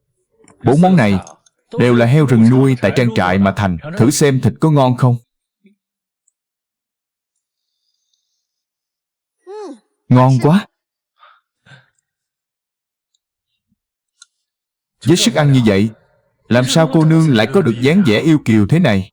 À phải rồi, khế ước cô nương đã soạn xong chưa? Xin hãy điểm chỉ vào đây. Được. Ấy, ngươi không xem qua mà đã điểm chỉ rồi sao? Khế ước này chưa ghi rõ số lượng hay các điều khoản khác. Với thế lực của phủ ta, bảo ngươi chỉ bán 100 văn, ngươi cũng đành chịu. Sao cô không nói sớm? Ta đã nói khế ước này quá sơ sài rồi. Ta vừa mới nói đó thôi. Khế ước không trọng yếu, cô mới là trọng yếu. Nếu cô muốn ta bán 100 văn, ta sẽ bán 100 văn vậy. Chỉ cần cô vui là được. 400 văn, 450 văn cũng được. Nhưng mà ngươi phải kể chuyện cười cho ta nghe. Ta sẽ kể cho cô 10 câu màu sắc rực rỡ. Thiếu ra, người đời đều đồn rằng đại phu nhân của cung gia đoan trang uy nghiêm, ít khi cười nói. Cớ sao người lại luôn khiến phu nhân vui vẻ cười gian đến vậy? Đâu có vui vẻ, chỉ là cười thôi. Thiếu gia quả là tài tình. À phải rồi, vừa nãy có người phu xe của Trần Diệu Nhiên đến. Đã chữa trị vết thương chưa? Trận đòn của tri phủ Lạc Thành chúng ta sợ rằng không nhẹ đâu. Đã trị rồi, đến y quán, đang chữa trị dở dang. Thân tín của cung đại thiếu gia đã dẫn quân đến, lại đánh hắn một trận nữa. Cái nhà họ Cung này cuối cùng cũng có chút dáng vẻ của quân đội. Người đánh xe ngựa nói Trần Diệu Nhiên tâm địa hiểm độc vô cùng, đã viết 2 phong gia thư đi cáo trạng với ông nội hắn, muốn chỉnh đốn Liễu đại nhân. Lại nói rằng phải đợi đến khi hộ bộ Tả Thị Lan Ôn Tông Bác đến Lạc Thành rồi, muốn ngài, muốn lão gia, muốn diệt tam tộc Đường gia chúng ta. Hắn định làm gì? Tên phu xe kia cũng không hay, chỉ là lén lút chạy đến báo tin. Hắn tưởng đã nắm được, hắn cho rằng đã nắm được một vài nhược điểm của Đường gia. Hắn cũng chẳng nghĩ xem vì sao Cung gia và Liễu thúc thái độ lại thay đổi lớn như vậy. Nếu hắn đã muốn tìm chết, vậy thì bổn thiếu gia sẽ thành toàn cho hắn. Hắn chẳng phải đã nắm được một vài nhược điểm sao? Vậy thì bổn thiếu gia, ấy là ta tạo ra chút dữ liệu cho hắn thôi. Nhặt bài tập ở nhà xí Paris, biên tới cùng. Ngươi nói gì? Đại phu nhân lại đến Đường gia ư? Khi ra phủ, nét mặt tươi cười, trò chuyện vui vẻ. Vâng. Vì ở xa nên không nghe rõ họ nói gì. Chỉ là khi xe ngựa rời đi, tiếng cười từ trong xe ngựa, tiếng cười của đại phu nhân cung gia vang vọng không ngớt. Đường Dân, Đường Dân, bổn thiếu gia cùng ngươi không đội trời chung. Những lời dơ bẩn gán cho Đường Dân cũng được Liễu thúc dắt heo đi khắp phố phường mà hóa giải. Bách tính Lạc Thành đều hết lời ca ngợi Đường Dân. Liễu thúc, ngươi dựa vào đâu mà dám đối đầu với ta? Ngươi không biết ông nội bổn thiếu gia là ai sao? Ôn Tông Bác khi nào thì đến? Trong 5 ngày, 5 ngày sau. Bổn thiếu gia muốn Đường gia chết. Thiếu gia, bên ngoài có một người, hắn nói hắn có thể giúp thiếu gia diệt trừ Đường gia. Thật ư?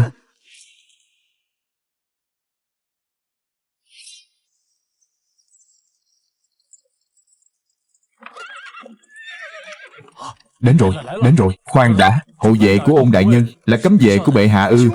Những năm trước, bộ hộ tra xét sổ sách, hộ tống cũng chỉ là quân hộ. Lần này lại là cấm vệ. Quy cách này đã vượt quá rồi. Vậy nên chỉ có một khả năng, cấm vệ hộ tống chính là thánh chỉ.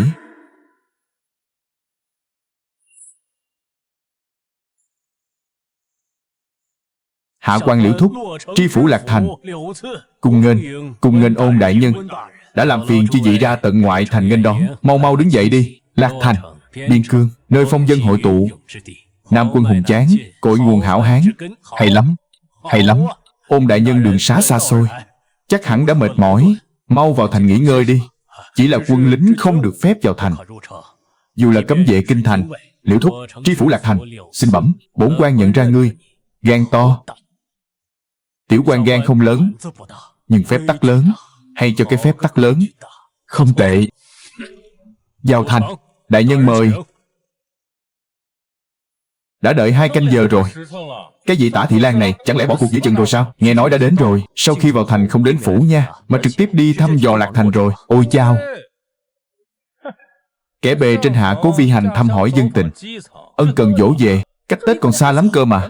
Thiếu gia, người xem kìa, cẩu tạp chủng kia quả nhiên đã đến. Tam béo kia cầm dùi trống làm chi vậy?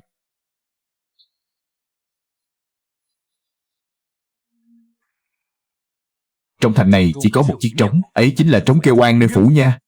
Trống kêu oan.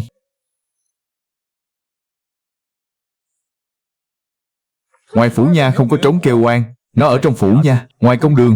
Hơn nữa, nghe đồn nơi nha môn không cho phép dân thường vào. Vậy thì dân chúng có oan tình thì sao? Đánh trống kêu oan chứ sao? Trống kêu oan ở trong nha môn không vào được. Vậy có oan tình, chẳng phải là có oan tình mà không thể bày tỏ sao? Có thể bày tỏ chứ. Không vào được mà. Không cho vào thì đánh trống, đều không vào được thì đánh cái gì? Thì ra là vậy. Thì ra là vậy. Đem trống kêu oan vào trong nha môn. Cách này quả là cao minh hơn vạn phần. So với thấy mắt thần dò xét, nơi tiếp nhận lời thấu kính, nó trực tiếp đoạn tuyệt căn nguyên mọi vấn đề. Nếu đã không thể kêu oan, vậy thì chứng tỏ chẳng có oan tình nào cả. Thiếu ra, đến rồi. Oan uổng thay đại nhân. Tiểu nhân oan uổng quá. Lại có nỗi oan tình nào nữa đây?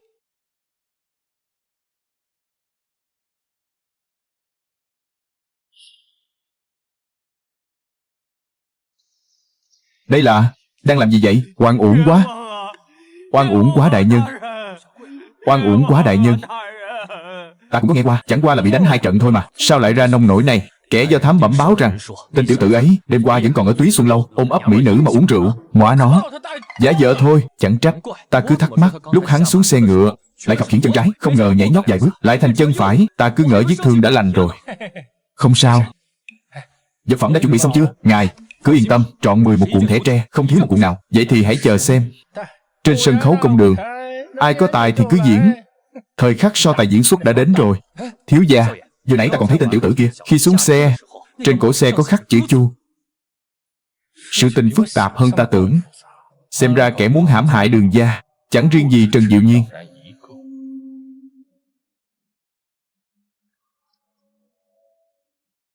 Bổn quan vừa nhậm chức đã gặp cảnh dân chúng kêu oan, hoặc là đại oan, hoặc là đại thù. Bổn quan có cần phải lánh mặt chăng?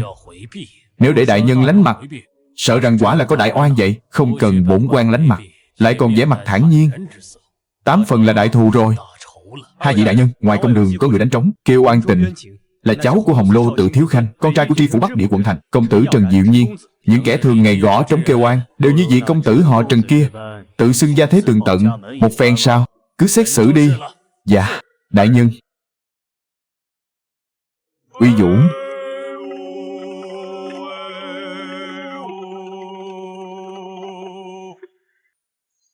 Nói, có oan tình gì? Bẩm đại nhân, học sinh ngưỡng mộ sự cao nghĩa của cung thị, kính trọng lòng trung dũng của Nam quân. Thế nhưng giang đồ họ Đường vì lòng tham lam, lấy ngựa kém thay ngựa tốt. Bọn chúng chỉ biết chạy theo lợi lộc, chỉ mưu cầu lợi lớn, nghĩ đến tướng sĩ trấn biên. Có thể vì ngựa gầy yếu mà lỡ cơ hội xung trận. Học trò chưa từng nghĩ đến điều này. Lòng dạ như về việc quân cơ, hãy dâng trạng thư lên. Hãy đưa chứng cứ ra đây.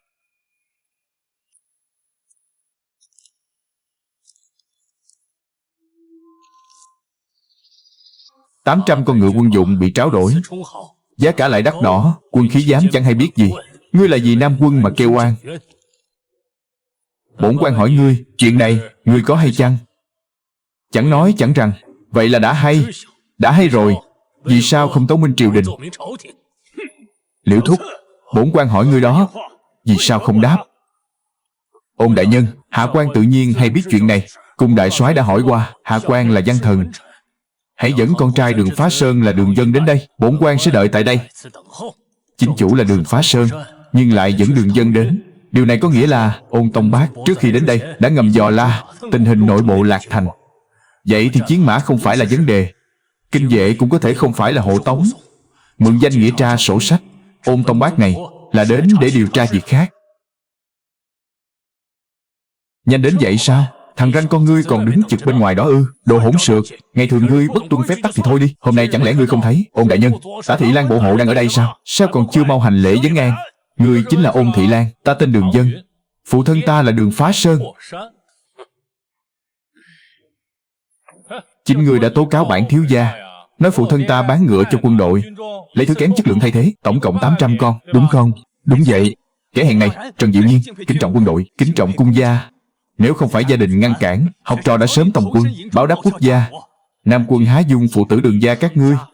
Kiêu căng ngạo mạn, càng rỡ đến vậy. Hôm nay ta sẽ thay mặt quân đội Nam quân, tố cáo phụ tử Đường gia, quân đội. Theo như bản quan được biết, Trần gia ngươi không có ai tòng quân cả. Đúng là không ai tòng quân. Song tiểu sinh từ tuổi thơ vốn hết mực kính trọng quân võ. Từ khi đến Lạc Thành, nghe kể chuyện quân Nam, càng thêm bội phục. Chuyện quân Nam, tiểu sinh đều tường tận, ngoại trừ những việc cơ mật, tiểu sinh không gì là không biết. Ngươi có thể đừng khoác lác nữa được không? Phụ thân ta xuất thân từ quân ngũ, mà còn chẳng dám nói như vậy. Liễu đại nhân, ngài là tri phủ Lạc Thành. Quân Nam ta có mấy đại doanh? Có 6 đại doanh. Nếu ngươi đã nói thấu rõ Nam quân, vậy 6 đại doanh này, mỗi doanh tên là gì?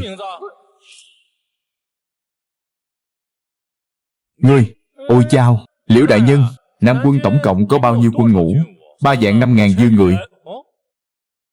Các quân ngũ ấy tên là gì? Trần Diệu Nhiên à, Trần Diệu Nhiên. Ngươi nói ngươi kính trọng quân ngũ nhất, nói thấu rõ Nam quân. Đến cả Liễu đại nhân cũng không dám nói vậy, mà ngươi lại rành rẽ từng ly từng tí. Lời đáp không sai một ly. Ngươi đến một tiếng cũng chẳng dám ho he. Ngươi còn ở đây nói lời huênh hoang. Đủ rồi. Đường Dân, đây là công đường, chẳng phải đường gia của ngươi, cha ngươi, Đường Phá Sơn. Chẳng lẽ chưa từng dạy ngươi phép tắc là gì sao? Có vậy chứ.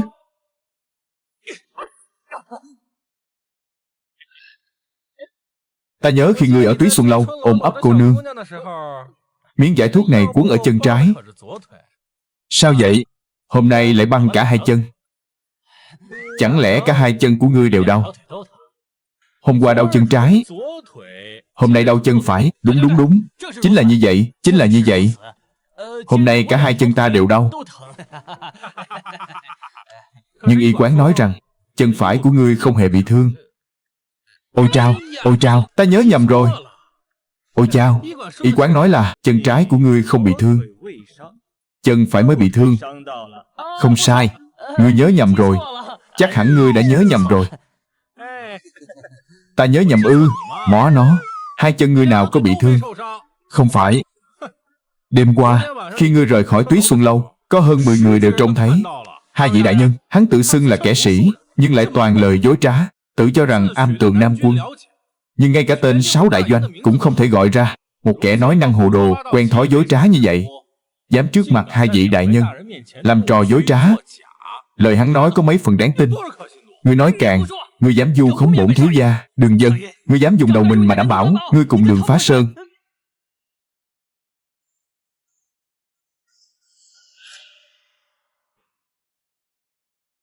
Quả nhiên là cốt nhục của Đường tướng quân.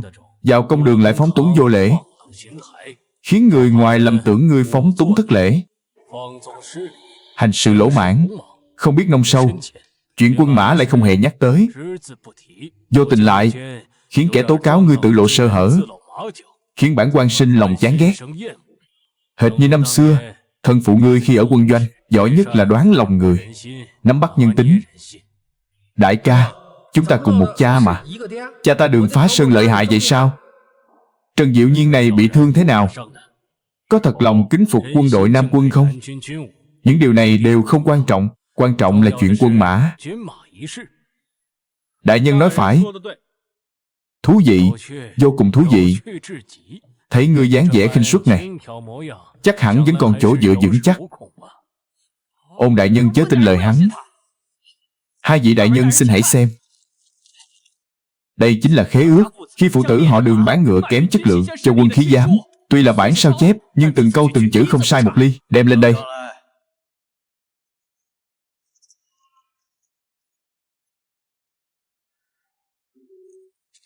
Bổn quan từng xét án tại hình bộ, lại cùng đại lý tự bắt giữ không ít huân quý. Nói đi, ta có sự thật. Nhưng trước khi nói ra sự thật, xin hỏi đại nhân, một kẻ sĩ đọc sách vu cáo một kẻ sĩ có công sẽ bị tội gì? Trượng hình 30 trượng, thông báo đến học nha Châu Phủ, tước bỏ công danh, cấm đường khoa cử làm quan, vĩnh viễn đoạn tuyệt đường tiến thân, để răn đe luật pháp nghiêm minh, làm gương cho kẻ khác. Đại nhân anh minh. Tiểu Tony, ngươi xong đời rồi. Bằng chứng rành rành, ngươi dám vu khống ta. Xin hỏi nhị vị đại nhân, ngươi có biết về móng ngựa không? Sau khi cung dạng quân dân móng ngựa, y vẫn luôn giữ im lặng. Bệ hạ phái ta đến đây, một trong những việc cần làm chính là điều tra móng ngựa do ai hiến kế. Vốn dĩ Đường Dân ta chẳng phải kẻ ham hư danh, nào ngờ Trần Diệu Nhiên lại công khai hãm hại phụ tử Đường gia ta. Thế nên bất đắc dĩ, ta đành phải nói rõ, không giả vờ nữa. Móng ngựa này chính là do ta phát minh, là ta sáng tạo ra. Cái gì? Đinh móng ngựa là ngươi sáng tạo ra ư? Chẳng phải Mã Bưu sao? Thật vậy ư? Đúng vậy, người trong cung gia đều biết. Ta, Đường Dân, chẳng màng hư danh. Bởi vậy mới tâu với cung đại soái rằng công lao này cứ tùy tiện tìm một người mà ban cho là được. Ngươi phải biết, cha ta xuất thân từ quân đội. Ta, Trần Diệu, ta, Đường Dân rất kính trọng quân đội, càng thêm kính phục cung gia. Nếu chẳng phải gia đình ngăn cản, ta đã sớm tổng quân, bảo định quốc gia. Móng ngựa tuy có vẻ đơn giản, nhưng đã hao phí tâm huyết. Vô vàn của Đường gia ta lại càng hao tốn vô số tài lực, nhân lực, dược lực, mã lực. Đúng, quan trọng nhất là mã lực. Cần phải tuyển chọn hàng trăm, hàng ngàn chiến mã để thử nghiệm. Trang trại của nhà ta vốn có nhiều tuấn mã, nay phải bán giá thấp cho Nam quân. Nhưng phụ thân ta cùng ta bàn bạc, ấy cũng chẳng thể giải quyết tận gốc vấn đề, mới nghiên cứu ra móng ngựa này.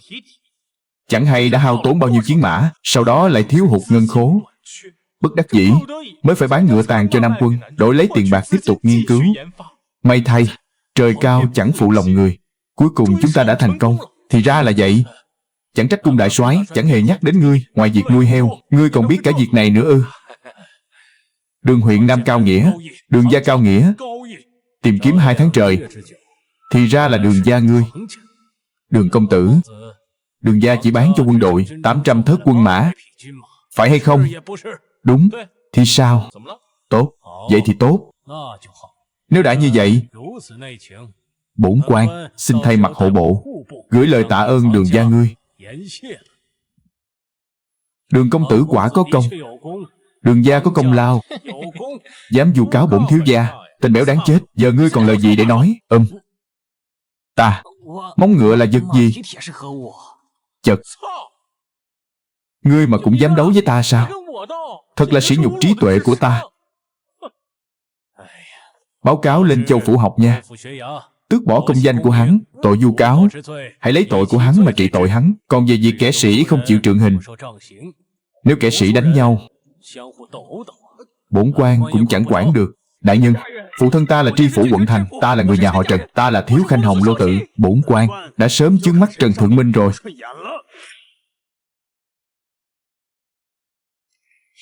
Hắn sao lại ra đây? Đây chẳng phải là thiếu gia bị bỏ rơi của Trần gia sao? Tiểu mập mạp, ngươi xong đời rồi. Ngươi đã bị tước đoạt quyền thi cử. Trần gia sẽ không vì ngươi mà đắc tội một tả thị lang có thực quyền đâu. Phụ thân ngươi cũng chẳng vì công danh của ngươi mà mất chức quan. Giờ đây, ngươi chính là kẻ bị Trần gia ruồng bỏ.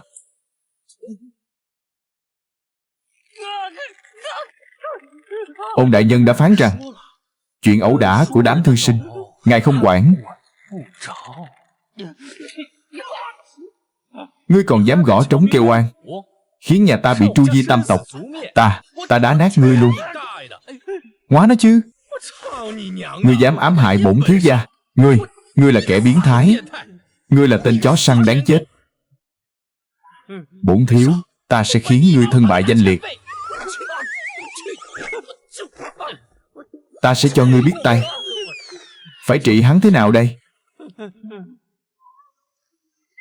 Ôi chao, đến muộn rồi, chẳng được xem trò vui gì cả. Chán ngán rồi.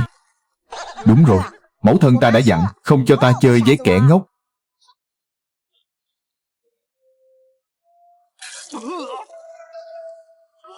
Hù dọa ta ư? Đến giờ ngươi vẫn còn mê muội, vẫn dám vu khống, lại còn mạo phạm ta ư? Chẳng phải đã thấy rồi sao? Tên béo đáng chết này vẫn chưa chịu phục. Mau chóng bẩm báo tri phủ đại nhân. Ta đề nghị thi hành tử hình. Thi hành nhiều lần. Nói hay lắm. Đúng vậy, sớm nên trị hắn như vậy. Đường công tử, 2 vị đại nhân, xin mời nhị vị vào nha môn đàm đạo. Có chuyện gì? Tiểu nhân không rõ. Chắc chắn là mời ta vào nha môn, chứ không phải là bắt ta vào. Phải, ôn đại nhân có lời, mời ngài vào nha môn. Ồ, dẫn đường. Ôi chao, phải rồi, đại nhân. Ôi chao, việc này hẳn là... Đại nhân, ngồi đi. Tạ đại nhân. Thân phụ của ngươi khi nào hồi thành? Tiểu nhân không rõ. Có chuyện gì sao? Thật sự không rõ ư? Không rõ. Ôn đại nhân nào hay biết.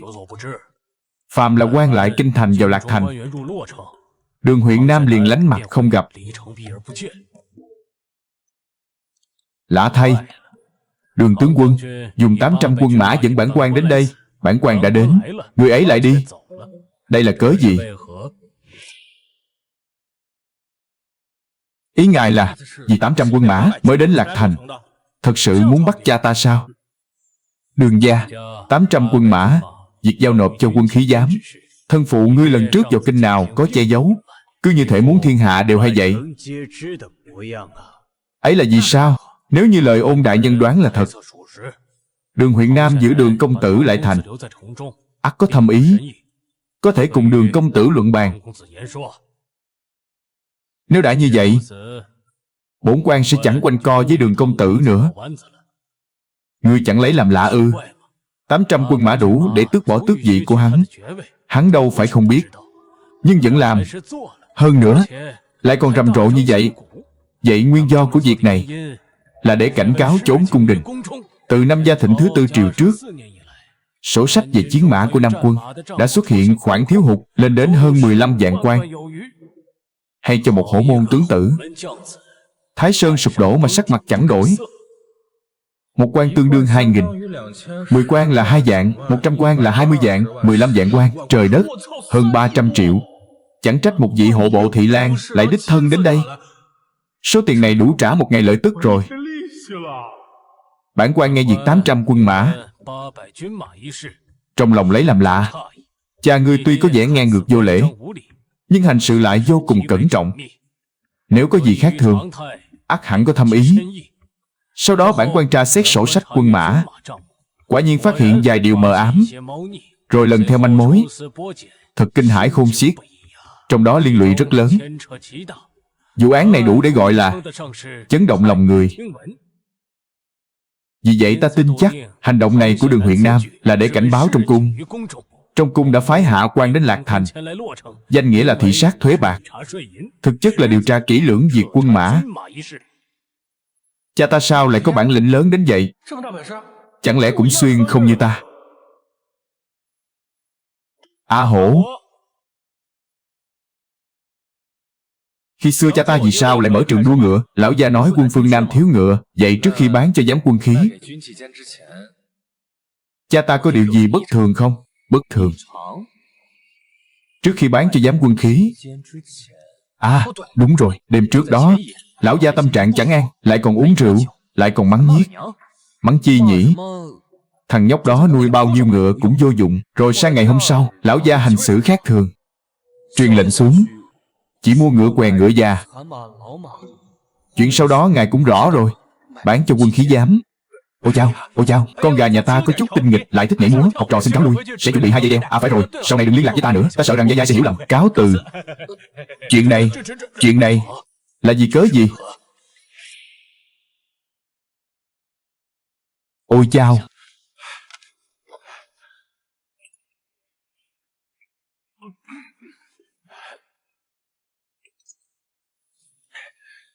A Hổ, ngươi mau tìm người đi báo cho phụ thân ta, kể hết mọi chuyện hôm nay cho người biết, bảo người ngàn vạn lần đừng vào thành. Thiếu ra, chuyện này đâu có liên quan đến chúng ta, ngươi biết cái quái gì? 15 vạn quan tiền quân mã trang bị đã bị giấu kín không biết bao nhiêu năm rồi.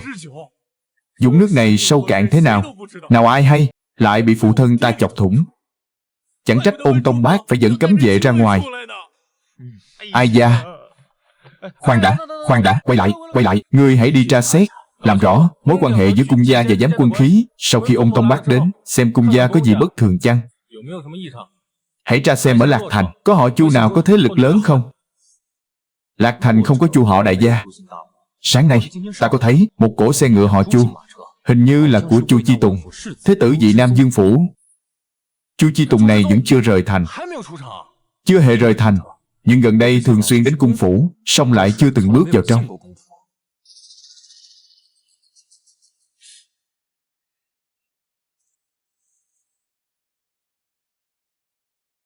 Ta vẫn chưa thể hiểu rõ. Trần Béo này không có thế lực quân đội, làm sao hắn lại có được thư ước của quân khí giám? Thì ra là vậy. Vị Nam Dương phủ ở phương Bắc. Làm sao trong quân Nam lại có uy thế lớn đến vậy?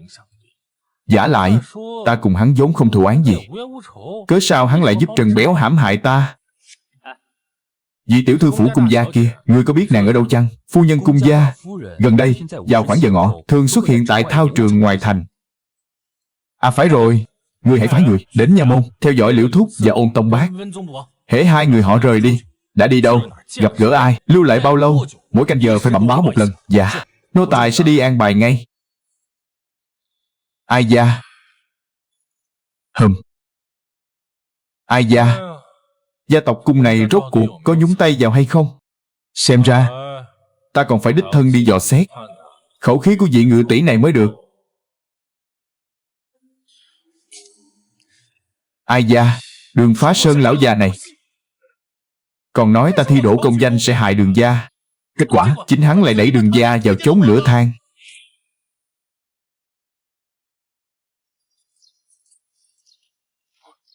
Đại phu nhân, Đường công tử đã tới. Hẳn là hắn đến tìm ta. Vị tỷ tỷ này ngày nào cũng trưng diện lộng lẫy. Ta chưa từng thấy nàng mặc trùng lập y phục bao giờ. Đi thôi.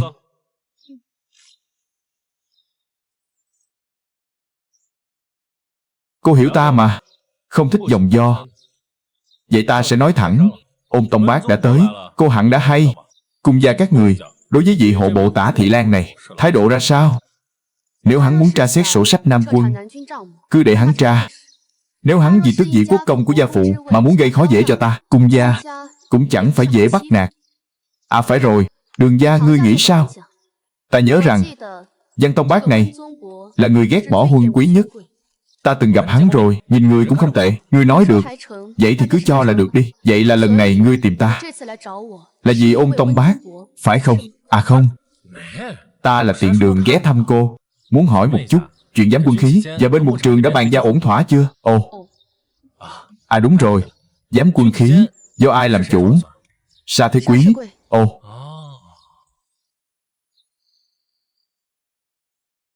có chuyện gì sao? Đi mỏi chân rồi, sao không nghỉ ngơi một lát? Sau này ngươi chớ nên thử lòng ta nữa. Ta nào có thử lòng cô đâu. Sao cô lại nói vậy? Ta mỏi rồi. Cẩn thận. Ấy,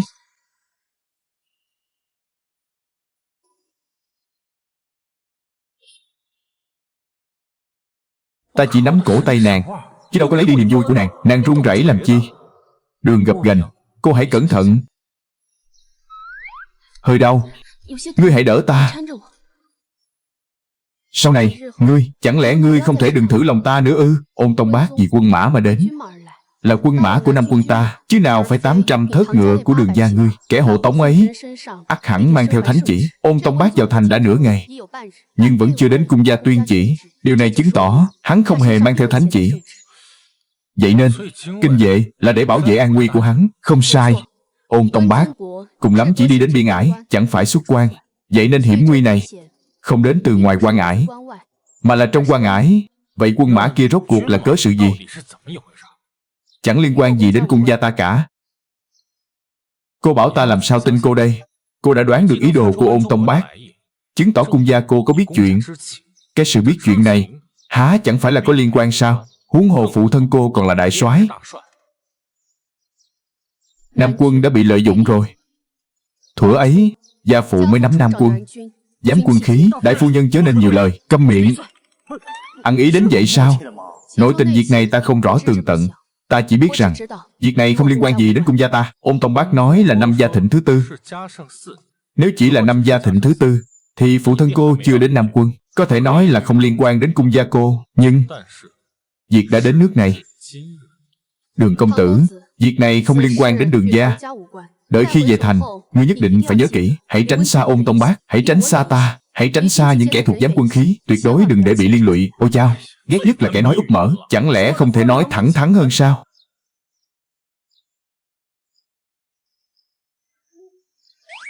Nếu một ngày kia sóng yên biển lặng, hãy làm cá cho ta ăn.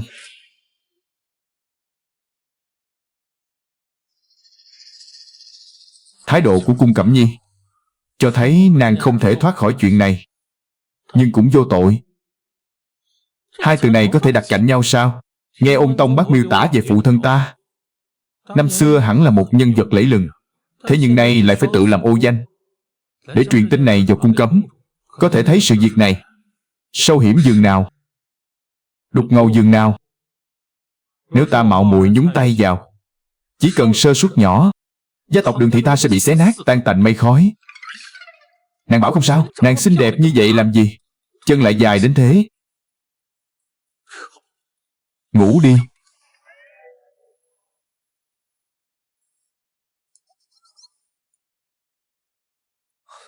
Thiếu gia, sau khi chúng ta ra ngoài hôm qua, quản gia nói tri phủ Liễu Túc và Ôn Tông Bác đều đã gửi thiệp bái kiến. Ôn Tông Bác này có phải bị bệnh rồi không? Phụ thân ta đã trao cho hắn manh mối rồi, sao còn muốn kéo Đường gia ta vào vòng xoáy này? Giúp hắn điều tra án ư? Tuyệt đối không tiếp. Dạ, nhưng mà thiếu gia, chúng ta đã bị người khác theo dõi. Ý ngươi là sao? Đêm qua, sau khi trời tối, có một tráng sĩ đứng đối diện phủ đệ, theo dõi suốt cả đêm. Là người của phủ nào? Chưa từng thấy qua. Chưa từng thấy qua. Chẳng lẽ là người của Ôn Tông Bác? Kinh vệ, đi xem thử.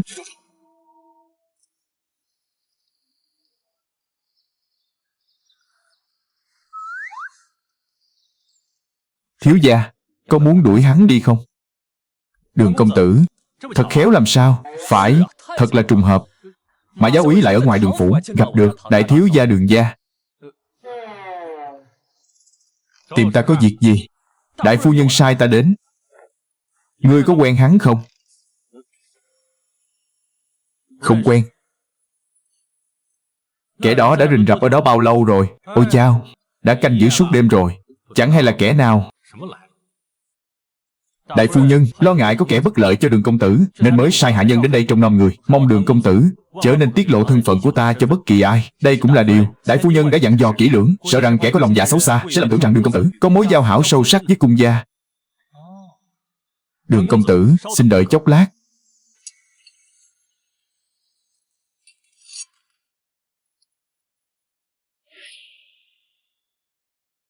Kẻ nào to gan? Ngươi là ai? Trong thành này chưa từng thấy mặt ngươi bao giờ. Mau xưng danh. Bổn ta Đồ Dân Đen. Ta nói ta chỉ là một dân thường. Các ngươi có tin không? Các ngươi tin không? Ngươi coi ta là kẻ ngốc sao? Dân thường nào lại dắt bên hông một thanh nhuyễn kiếm? Nhặt được. Mã hiệu úy, trước hết hãy bắt lấy kẻ đó. Được. Khoan đã. Ngô mỗ không hề có ác ý. Là Ôn đại nhân sai ta đến âm thầm bảo hộ công tử Đường Dân, con trai Đường tướng quân. Ôn đại nhân phái ngươi đến. Đúng vậy, mỗ tên ngu bôn. Nếu không tin, có thể sai người đến nha môn tra hỏi. Nếu quả thật là Ôn đại nhân sai ngươi đến, vậy ngươi hãy dứt bỏ binh khí đi. Ta quấn quanh eo. Người đâu? Chém chết hắn.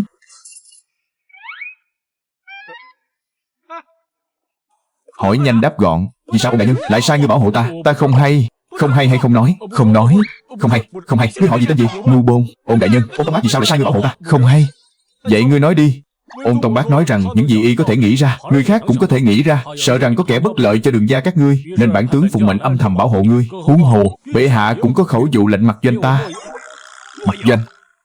Cấm vệ trong cung. Mặc doanh. Khi Tân Hoàng còn là hoàng tử, là đội hộ vệ tại Dương phủ Phong Địa. Theo Tân Hoàng xông pha trận mạc, 1000 người, cuối cùng chỉ còn lại 32 người, là tâm phúc đích hệ chân chính của Tân Hoàng. Mặc doanh cũng đã được phái đến. Xem ra sự việc lần này còn lớn hơn ta tưởng. Xin hỏi tướng quân, trong cung có nghi ngờ Nam quân ta cùng đại soái có nhúng tay vào không? Khoan đã, ngươi không phải người Đường gia, ngươi là người của Nam quân. Phải, thì sao? Người ta đang điều tra chính Nam quân các ngươi đó. Vì cơ, ta vừa mới đến. Thân phận đã bại lộ rồi sao?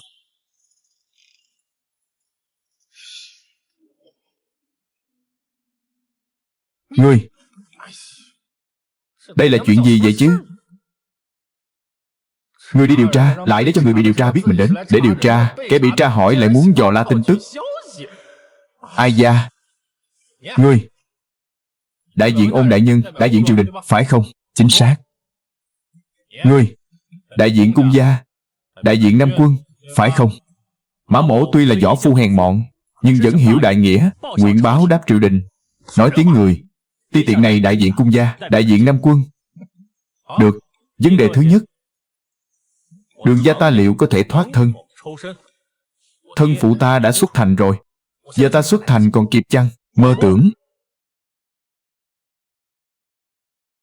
Ngươi hãy nói với bọn chúng, Đường gia ta cùng cung gia các ngươi không hề có bất cứ liên quan nào. Hôm qua ngươi còn ôm eo đại phu nhân, nay lại muốn chối bỏ sao? Đây là cùng một chuyện sao? Ngươi ra ngoài, ta muốn nói chuyện riêng với hắn. Ta muốn biết là ngươi tra án hay Ôn đại nhân tra án. Một người ở ngoài sáng đã tra được những gì? Vô phương tiết lộ. Được, vậy là chưa tra được gì cả.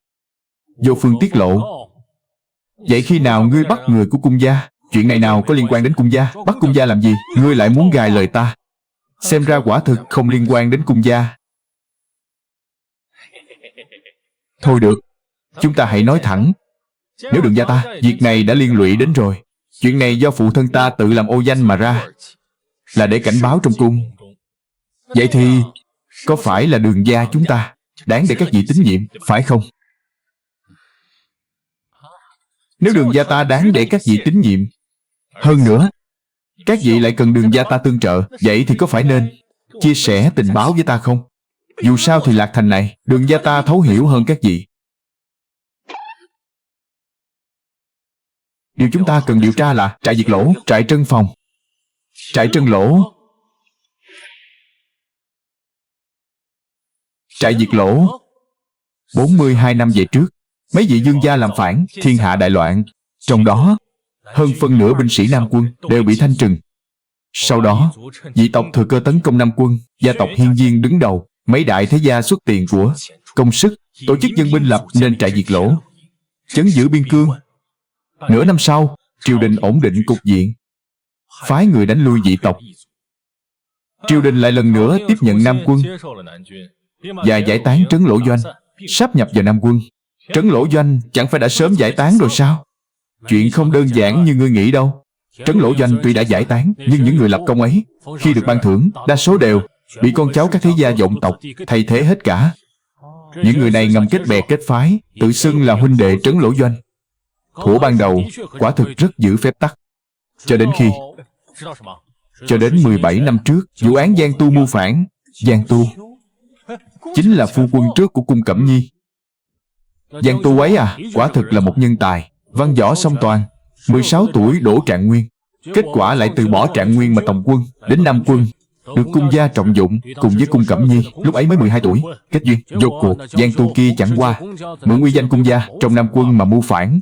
Nửa năm sau, khi tập hợp doanh Trấn Lỗ để mưu sự thì bị cung Cẩm Nhi phát giác.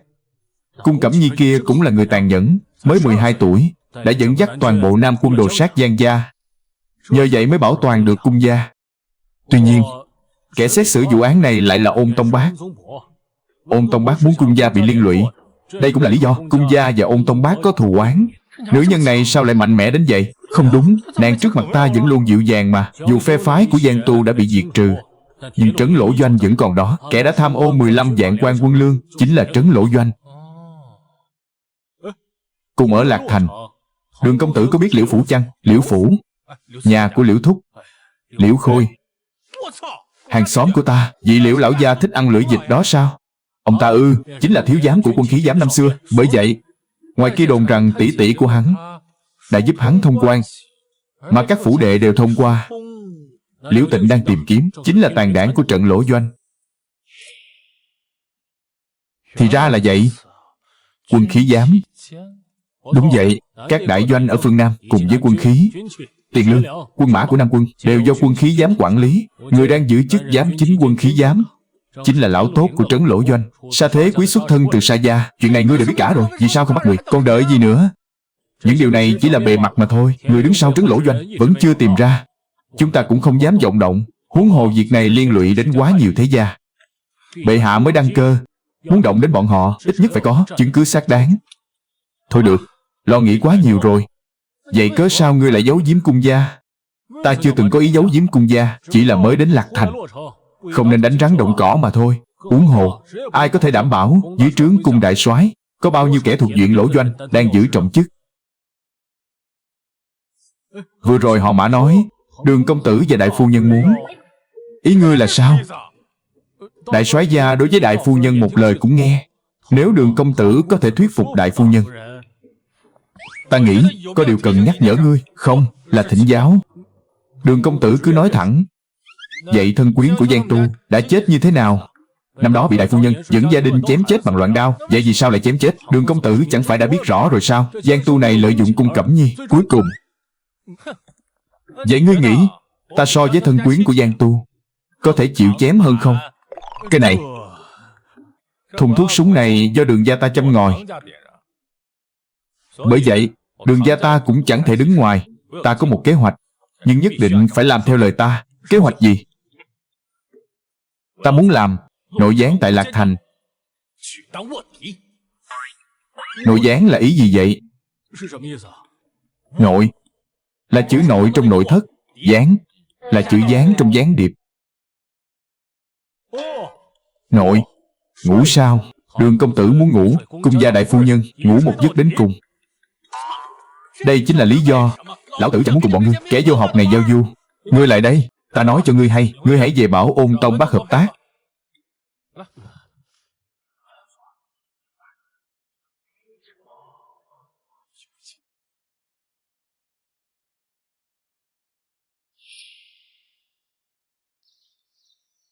Thôi được, vậy ngươi hãy lui về trước đi. Vâng, đường công tử, đi đây.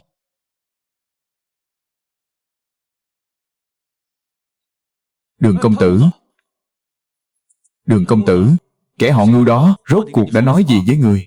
Cung gia ta có cần phải bận tâm chăng? Đường công tử, ôi chao, đường công tử, ngài nói một lời đi chứ. Được, được, được. Ôi chao, chuyện này không liên quan đến cung gia các ngươi.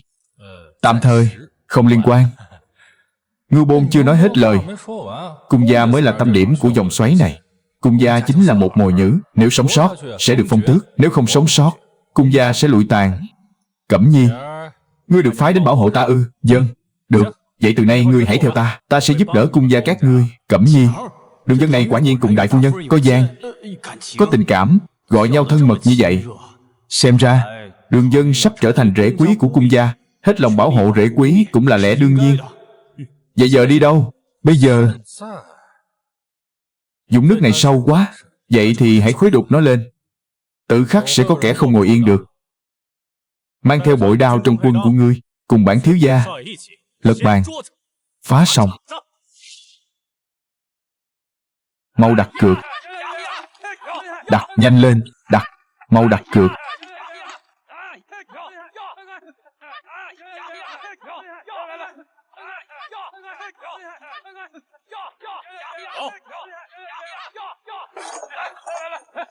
Đặt xuống. Đặt hết. Đặt. Thiếu ra, chủ nhân của Túy Tiên Cư này tên là Liễu Hạc. Hắn chính là cháu ngoại của Liễu Khôi. Sau khi tỷ tỷ của Liễu Khôi qua đời, Liễu Khôi này liền coi Liễu Hạc như con ruột mà nuôi dưỡng. Tỷ tỷ của hắn vì tiền đồ của hắn mà chết oan uổng, chỉ để lại một đứa con trai, há chẳng phải nên coi như con ruột sao? Được rồi. Của ta, của ta, của ta, giải tán. Cút. Cút, đừng nhúc nhích. Chuyện gì vậy? Đường công tử, chúng ta đâu có hiềm khích gì. Này, ngươi. Hai người đối diện là kinh vệ. Họ chuyên theo dõi nơi này. Chỉ là vẫn chưa thấy người cần theo dõi. Nhìn ta này. Đừng nhìn sang bên đó. Kinh vệ gì sao? Đuổi hết những kẻ này ra ngoài. Đây đều là khách nhân. Ta thật khó xử a. Đao kiếm quân trung, dân chúng không được tư tàn, giờ lại thuộc về ngươi. Đường công tử, chẳng lẽ là muốn vu oan cho ta? Ngươi không động thủ sao? Vậy để ta giúp ngươi động thủ. Cút, mau đi, mau đi. Mau đi, mau đi. Cút, mau lên, đi, đừng đánh nữa. Mau đi, mau đi. Đường công tử, mau đi, mau đi. Ngươi rốt cuộc có ý gì? Dám hỏi tiểu đệ đã từng đắc tội gì với ngươi? Hôm qua, Tả Thị Lan hộ bộ, Ôn đại nhân đã vào thành. Ngươi có biết ngài ấy đến để làm gì không? Điều tra sổ sách thuế. Điều tra sổ sách thuế cần phải mang theo cấm vệ quân sao?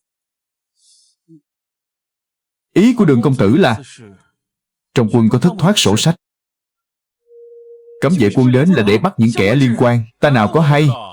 Ta chỉ biết Ôn đại nhân đến đây chẳng có ý tốt. Hôm qua đã hỏi tiểu gia rất nhiều chuyện về Lạc Thành. Cuối cùng còn hỏi về thuế bạc của thương nhân. Có từng nghe qua chuyện quan thương cấu kết chăng? Chuyện này với túy tiên cư của tiểu đệ có can hệ gì?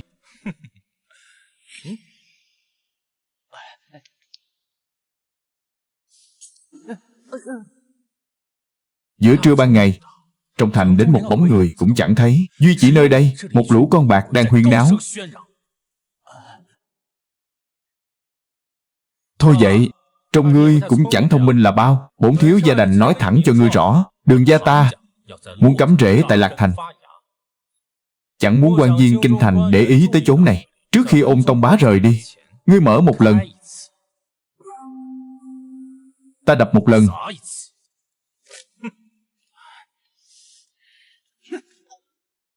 Dựa vào thân phận huân quý, khinh người quá đáng. Không được. Chuyện này phải cùng cậu bàn bạc một phen.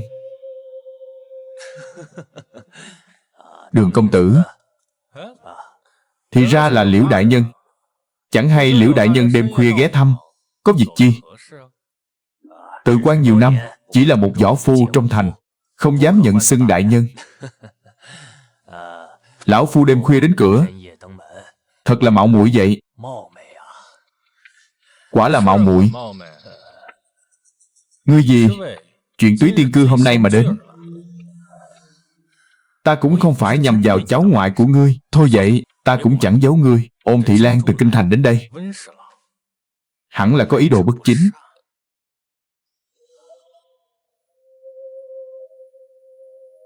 Liễu đại nhân, chén này trống rỗng.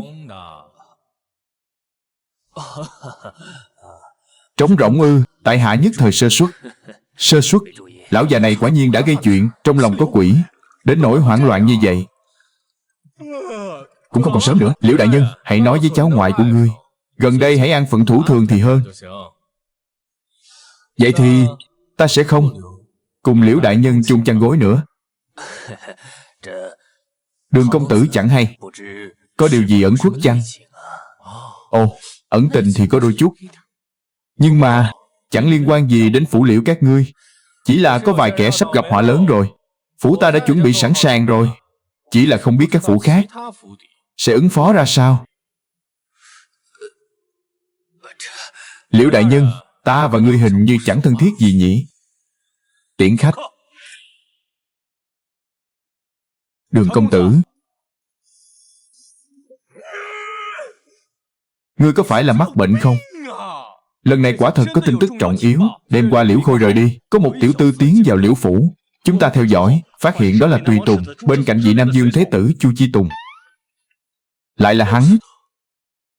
Ngươi nói Chu Chi Tùng này mấy lần trước đến cung gia bái phỏng đều bị Cẩm Nhi cự tuyệt ngoài cửa. Có biết gì cớ gì không? Không rõ, khi ấy chưa hề hay biết. Giờ ngẫm lại, quả có điều bất thường. Thôi vậy, dẫu có chuyện gì vẫn nên diễn cho trọn vở tuồng này. Chẳng ngủ nữa, đến phủ nha diễn tuồng thôi. Đến nha môn diễn tuồng. Mau đi.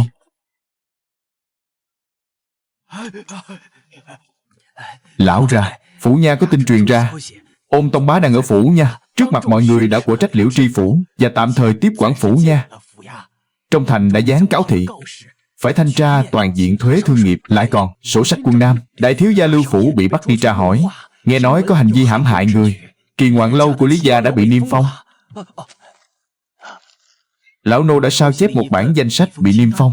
Dương gia, Triệu phủ, Đường gia đều có tên.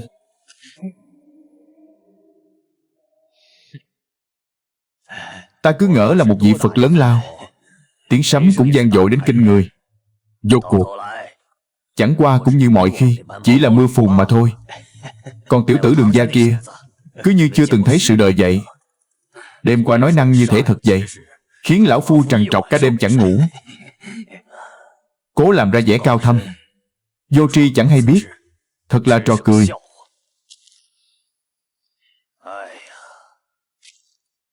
Mệt mỏi rồi, gọi hai tỷ muội Thúy Hồng đến, hầu lão phu vào nghỉ. Vâng.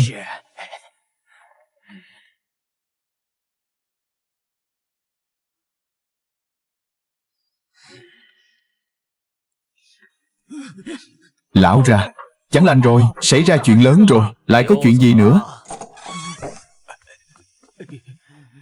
Vị Ôn đại nhân kia lại dám trượng hình, các công tử bị bắt, đến cả Liễu thiếu gia cũng bị bắt, bị đánh đến mức da thịt nát bươm. Cái gì? Hạt Nhi bị thương có nặng không? Hiện giờ người đang ở đâu? Đã bị giam vào đại lao. Tổng cộng có 13 người bị bắt, nhưng chỉ có một nhà là không hề hấn gì. Ai? Là nhà ở Lạc Thành, mà Ôn Tông Bác vẫn phải nể mặt. Chẳng lẽ là Cung gia? Không phải Cung gia, là Đường gia. Trang trại Đường gia có sổ sách gian lận, trang trại bị niêm phong, người cũng bị bắt. Vậy mà Đường công tử lại đích thân đến phủ nha. Chẳng lẽ là diễn trò? Nếu không, Ôn Tông Bác cớ gì lại nể mặt một huyện nam? Không phải nể mặt, mà là Đường công tử kia đã ném một cuốn sổ sách mới toanh vừa làm xong xuống trước mặt Ôn Tông Bác. Mực còn chưa khô, nhìn là biết giả, nhưng lại không tìm ra chỗ nào giả. Thế là Đường công tử nghênh ngang dẫn người đi, khiến Ôn Tông Bác nổi trận lôi đình. Ngươi nói rằng Đường dân làm giả sổ sách, đến cả Ôn Tông Bác cũng không tra ra. Nếu quả thật như vậy, có lẽ chuẩn bị xe ngựa, chuẩn bị hậu lễ đến Đường gia. Thiếu ra, cá đã đến rồi. Cái tên Ôn Tông Bác hỗn đảng kia muốn hãm hại Đường gia ta. Ngươi nằm mơ giữa ban ngày đi. Làm sổ sách. Nhớ thuở xưa, phụ thân ta tham ô quân lương, sổ sách quân doanh liền. Sao không bẩm báo? Vừa rồi thấy thiếu gia đang ở thư phòng, tiểu nhân liền muốn dẫn Liễu đại nhân vào trước. Cút. Dạ.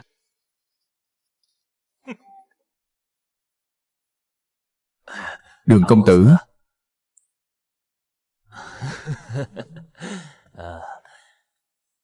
Đường công tử, đây là làm sao? Cớ gì lại nổi giận lôi đình như vậy? Còn giả vờ không biết ư? Hiện giờ trong thành đồn đãi xôn xao. Liễu đại nhân chẳng lẽ không nghe được chút phong thanh nào sao? Phải. Đường công tử, đêm qua Đường đột đã quấy rầy Đường công tử. Hôm nay có chút lễ mọn, mong Đường công tử vui lòng nhận cho.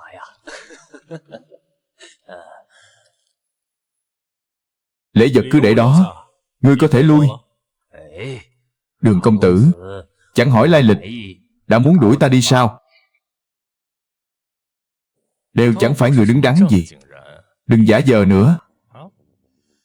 Trong thành này, thương gia nào là do ngươi bao che, đã giấu giếm bao nhiêu thuế bạc, làm bao nhiêu sổ sách giả. Hôm nay Ôn Tông Bác đã bắt nhiều người như vậy. Trong số đó có người của ngươi chăng? Muốn tìm bổn thiếu gia làm giả sổ sách, đúng không? Không giúp được. Đi thông thả.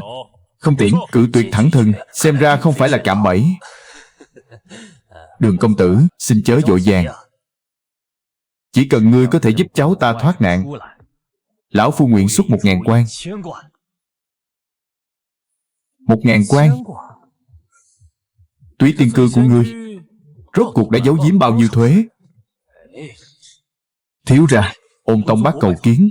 Ôn Tông Bác ư? Tự hồ đến gây sự. Hắn bảo ngài trong 10 hơi thở phải cút ra gặp hắn. Thằng nhãi Đường dân, bổn quan biết ngươi đang ở trong đó. Đừng tưởng chỉ bằng một quyển sổ sách giả mạo không chút sơ hở mà có thể khiến bổn quan bỏ qua cho ngươi những việc làm mờ ám của cha ngươi. Nếu bổn quan tra xét tường tận, bẩm báo lên triều đình, sợ rằng tước vị của Đường gia ngươi khó giữ. Tuy nhiên, bổn quan có thể cho ngươi một cơ hội. Thấy ngươi có chút tài năng về sổ sách, hãy giúp bổn quan một việc. Sổ sách quân doanh nhiều năm qua trở nên đánh rắn động cỏ, từng cái một thẩm tra sẽ lập được đại công. Sổ sách quân doanh ư? Lại còn chớ nên đánh rắn động cỏ. Chẳng lẽ là chuyện đó? Liễu đại nhân, ngài cũng đã thấy, Đường gia đã bị để mắt tới. Việc của ngài ta không thể giúp được. Người đâu? Tiễn khách. Mời. Đường công tử, vậy lão phu xin cáo từ. Cáo biệt.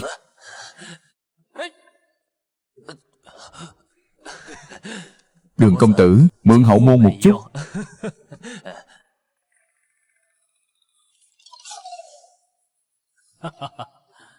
Đường công tử, vở kịch ngày hôm qua quả là có không ít bất ngờ, khiến thuế ngân thu được thêm mấy ngàn lượng. Có gì đáng mừng đâu, chẳng qua chỉ là thêm chút sắc thái mà thôi. Đường công tử, người làm như vậy chỉ khiến bọn chúng càng thêm cảnh giác. Không, Liễu đại nhân, ngày nào hiểu việc tra án, hành động này của Đường công tử chính là ném đá vào đường. chỉ là muốn khuấy đục nước mà thôi. Thế này vẫn chưa đủ. Đúng vậy. Tiếp theo, chúng ta sẽ bắt đầu từ thuế ngân, từng bước ép sát, từng việc một tra lên, cho đến khi lôi ra sổ sách quân doanh. Đến lúc đó, sẽ có kẻ phải lo sợ thôi. Đường công tử muốn hạ thủ từ đâu? Đại nhân chẳng phải đã bắt 13 người sao? Hãy chọn một kẻ xui xẻo ra. Ôn đại nhân lấy Đường gia uy hiếp, dụ dỗ ta. Ta vì Đường gia đành phải làm việc cho ngươi, khắp nơi cắn người vậy sao? Nếu là kẻ xui xẻo, bổn quan quả thực có một người để chọn. Hạ Vô Quá của Hạ gia. Theo điều tra, hắn đã mở một kỳ trân cát. Quan viên làm việc đều phải viết một bức thư họa treo trong kỳ trân cát. Đến khi ấy, kẻ làm việc sẽ dùng giá cao mà mua đi. Chơi khéo léo thay, chính là hắn rồi.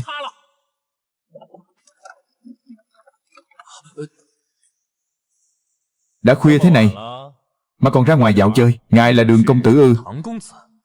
Chính là ta. Nghe nói mấy ngày nay ngài vẫn luôn tìm cách muốn cứu cháu trai Hạ Vô Quá ra khỏi ngục thất. Việc này chẳng liên quan gì đến Đường công tử cả. Nào, chúng ta cũng là lần đầu tiếp xúc gần gũi thế này. Tặng ngài chút lễ ra mắt, xin đừng chê bai. Đường công tử, đây là ý gì? Hãy mở hộp ra. Lão phu hỏi. Ta nói, hãy mở hộp ra.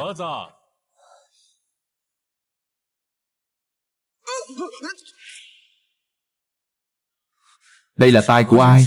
Ta nói cái tai này đáng lẽ phải dán lên mặt ngươi. Đến tai của cháu mình cũng không nhận ra. Cái gì? Nhặt cái tai lên. Ngươi dám làm hại cháu ta sao? Lão phu, nhặt tai lên. Ta bảo ngươi nhặt tai lên.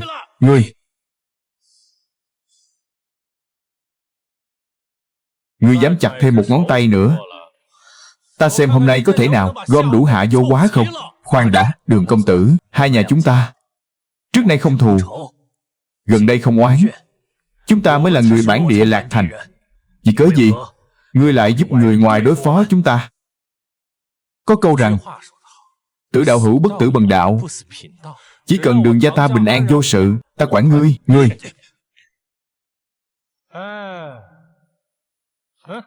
Hãy mở to mắt chó của ngươi mà xem. Hạ gia các ngươi thật là hay ho. Cháu trai ngươi chẳng có tài cán gì, vì muốn giữ mạng mà vu khống lung tung cũng có thể hiểu được. Nhưng hắn lại dám vu khống cung gia, nói rằng đại phu nhân đến Kỳ Trân lâu tiêu xài. Lão già, Hạ gia các ngươi chán sống rồi sao? Hiểu lầm, đây nhất định là hiểu lầm. Cung phu nhân quả có đến Kỳ Trân lâu, nhưng đó là giao dịch bình thường, không hề hối lộ. Lời này, ngươi hãy xuống âm phủ mà nói với Diêm Dương đi. Khoan đã, Hạ gia ta nguyện bồi thường, cầu xin Đường công tử rủ lòng thương, tha cho Hạ gia ta.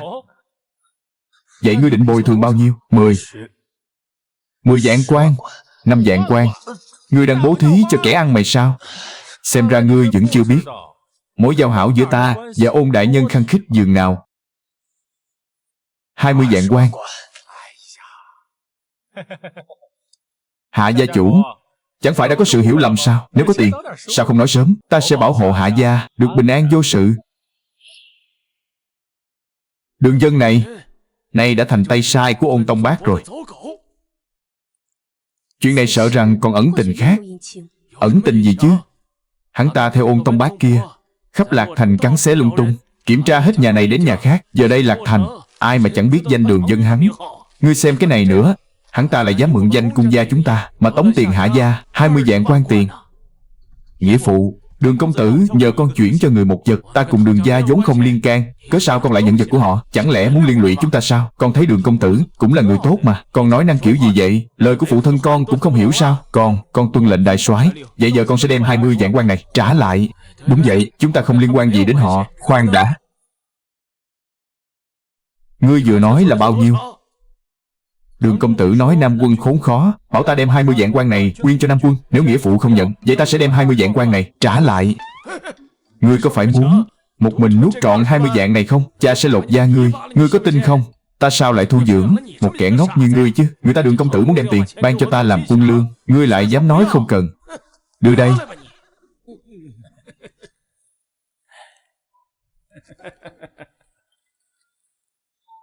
Tiểu tử, kế hoạch của ngươi dường như đã thất bại rồi. Ta cũng không ngờ đám người này lại có thể nhẫn nại đến vậy. Chỉ cần chưa tìm được chứng cứ xác thực, bọn chúng sẽ không lộ sơ hở. Ôn đại nhân, tuy bọn chúng chưa lộ sơ hở, nhưng ta đã tìm được manh mối rồi. Manh mối gì? Sổ sách các phủ đệ. Bổn quan còn tưởng rằng ngươi đã tìm thấy manh mối phi phàm nào chăng, thì ra chỉ là sổ sách. Ôn đại nhân, ngươi chớ vội thất vọng. A Hổ. Ôn đại nhân, xin hãy xem những thứ này. Sổ sách của các cửa tiệm. Những sổ sách này đã được kiểm tra từ lâu, hoàn toàn không phát hiện được bất kỳ vấn đề nào. Người hãy đối chiếu cả hai quyển mà xem.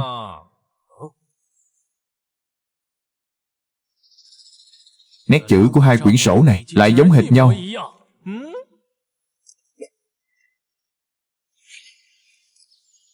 Nét chữ này sao lại giống nhau cả thảy?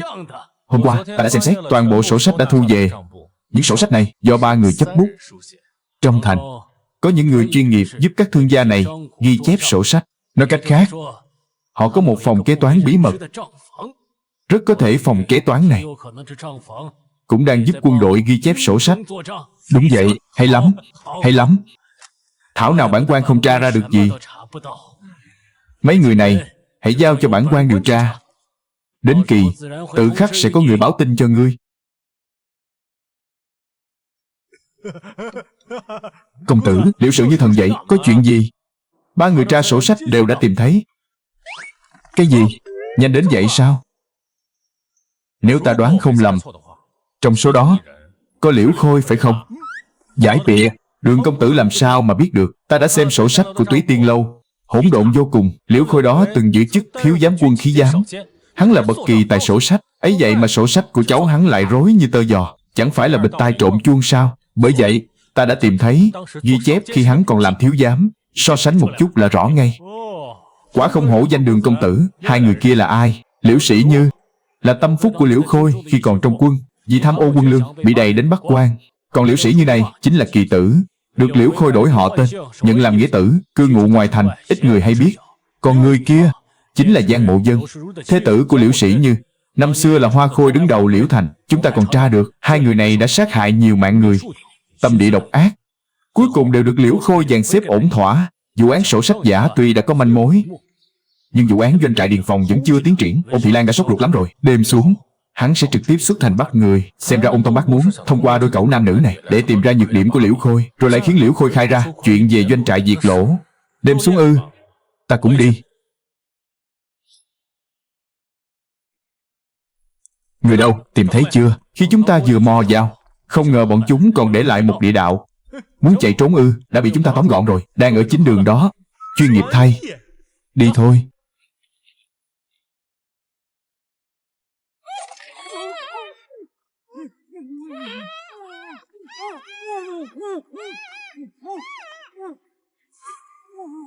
Đây chính là Hoa Khôi 7 năm về trước ư? Giờ đã thành hũ dưa muối rồi.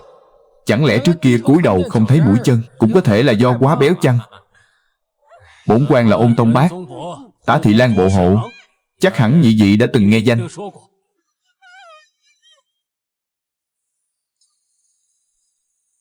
Bổn quan đến đây chỉ vì một người, là cựu thiếu giám, giám quân khí đạo Nam Dương, Liễu Khôi.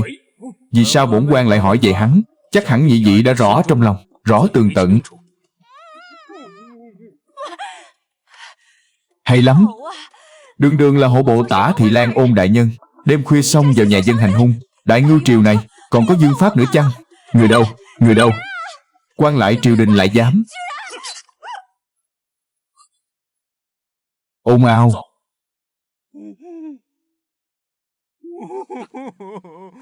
Những điều nàng ta biết, chắc hẳn ngươi cũng biết. Nếu ngươi không biết, vậy thì cũng chẳng cần sống nữa. Trại diệt lỗ, từng nghe chăng? Liễu Khôi lại cùng doanh diệt lỗ có can hệ gì? Các phủ đệ trong thành vì sao lại sai 3 người làm sổ sách? Đại nhân, dẫu ta có nói, ngài cũng sẽ giết người diệt khẩu thôi. Doanh diệt lỗ có nhúng tay vào không? Nếu không, bổn quan có lẽ sẽ tha cho ngươi một con đường sống.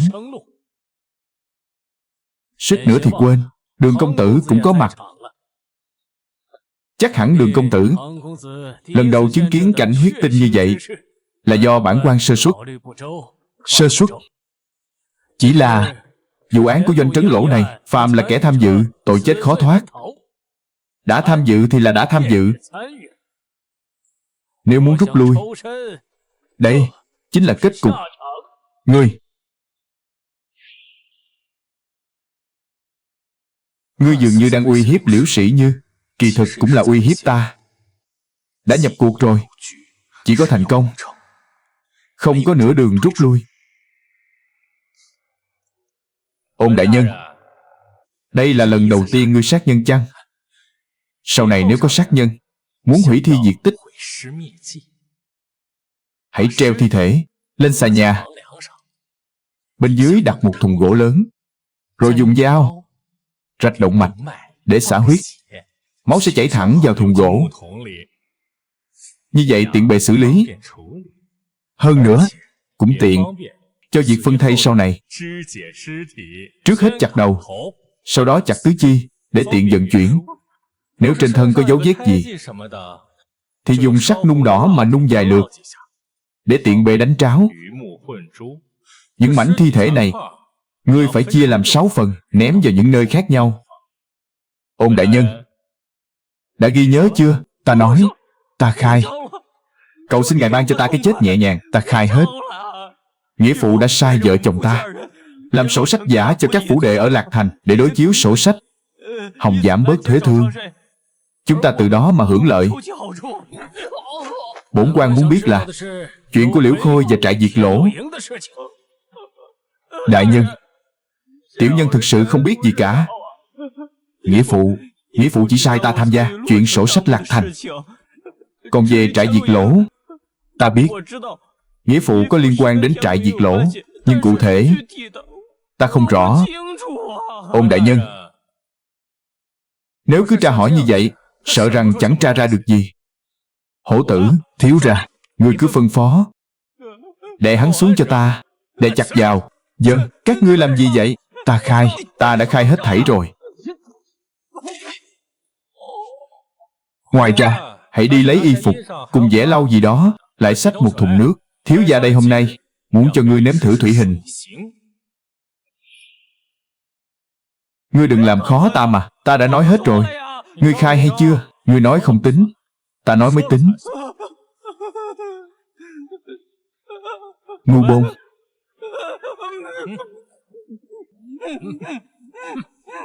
Tủy hình là một cực hình, tàn khốc vô nhân đạo. Kẻ chịu hình sẽ cảm thấy ngạt thở, hoặc như chết đuối. Nước không ngừng dâng lên, còn tấm vải trên mặt ngươi sẽ ngăn ngươi nhổ nước ra. Giờ đây, ngươi hãy suy nghĩ thật kỹ, xem còn điều gì sót lại chăng. Thằng nhóc này đang đáp trả lời đe dọa của ta.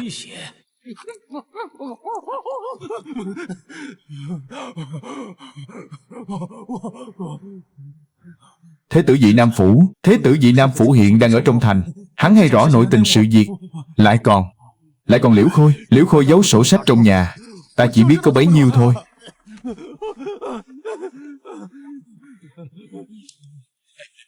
Ta đã bảo người này trí nhớ chẳng tốt mà. Sau này chúng ta cùng nhau trao đổi kinh nghiệm. 3 người cùng đi, ắt có thầy ta. Hay lắm. Thân thế của Đường Dân này làm sao tra đây? Đều là lương dân. Vấn đề là đây là việc lương dân có thể làm sao? Đêm nay may nhờ có Đường công tử tương trợ, bằng không bổn quan sợ rằng đã bị Liễu thị như này lừa gạt rồi. Chỉ là vận may thôi. Căn cứ vào manh mối do Liễu thị như cung cấp, có thể xác định Liễu Khôi này quả thực đang giúp tàn đảng Doanh Diệt Lỗ làm sổ sách giả. Bổn quan ngày mai sẽ đi bắt Liễu Khôi. Ôn đại nhân, xin hãy khoan dung. Hiện tại chúng ta chỉ có mỗi giây Liễu Khôi này. Nếu bắt, mỗi giây ấy sẽ đứt. Quả đúng như vậy. Đường công tử còn có phương kế khác chăng? Người này ắt phải bắt. Nhưng là Ôn đại nhân sai ta đi bắt. Trước khi bắt, chúng ta còn phải dùng hắn để câu một con cá lớn. Là ai? Chẳng phải vừa rồi hắn đã nói sao? Chu Chi Tùng. A Bu, ngày mai ngươi hãy sai Cẩm Nhi đến tìm ta. Chu Chi Tùng này vẫn luôn muốn liên lạc với cung gia, nhưng lại không thể. Nếu đã như vậy, ta sẽ ban cho hắn một lựa chọn khác.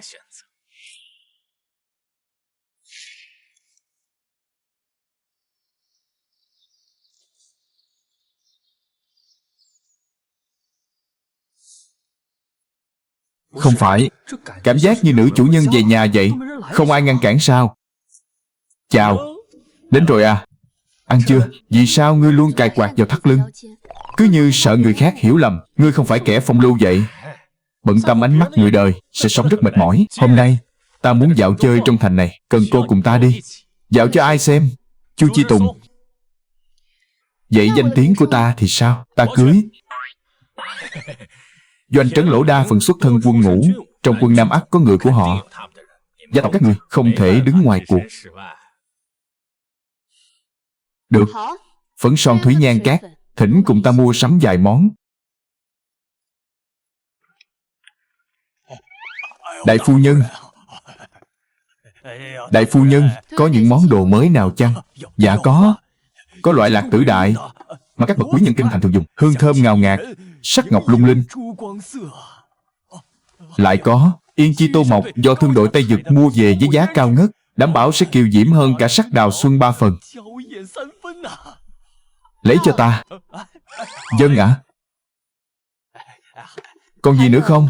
Cái này, cái này, cái này, cái này. Thêm vào đó những thứ phủ đệ thường mua.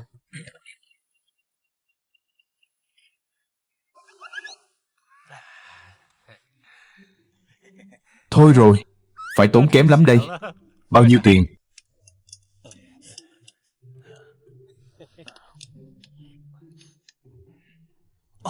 15 quan 600 văn. Ngươi thật là... Bao nhiêu? Chỉ mấy món đồ bỏ đi này mà đòi ta gần 16 quan.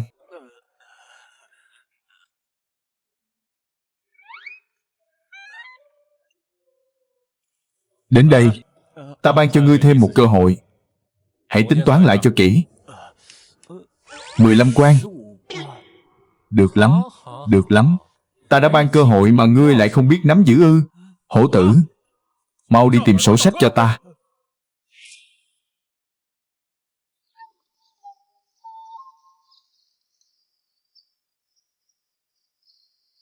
Lợi nhuận ít nhất 7 thành, chưa kể các khoản chia lợi khác. Vậy mà ngay cả 10 mấy quan thuế thương nghiệp ngươi cũng dám che giấu, không khai báo. Chẳng trách thiên hạ lại khinh miệt những kẻ buôn bán như các ngươi. Đường công tử dạy dỗ chí phải. Tiểu lão nhi không dám nữa. Ta sẽ quay về bẩm với chủ nhà. Thật sự không dám nữa. Lần này coi như là khẩu đầu giáo huấn. Phải. Nếu lần sau ta còn phát hiện, ta sẽ trực tiếp sai Liễu tri phủ dẫn quân lính đến bắt ngươi đấy. Vâng, vâng, vâng, vâng. Đa tạ Đường công tử khai ân. Thấy chưa? Hắn còn phải cảm ơn ta đấy. Trong phủ còn thiếu thốn vật dụng gì, đưa Đường công tử đi đòi nợ. Tiệm vải Lý Ký vừa nhập một lô tơ lụa, lại có thư họa của Bách Bảo Lâu. Nghe nói là vật quý hiếm từ kinh thành. Trong phủ tuy không thiếu, nhưng có thể đòi về bán lấy tiền. Còn nữa, ngươi nói gì vậy?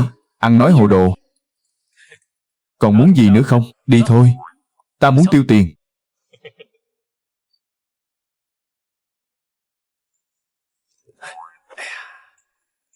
Còn muốn mua gì nữa?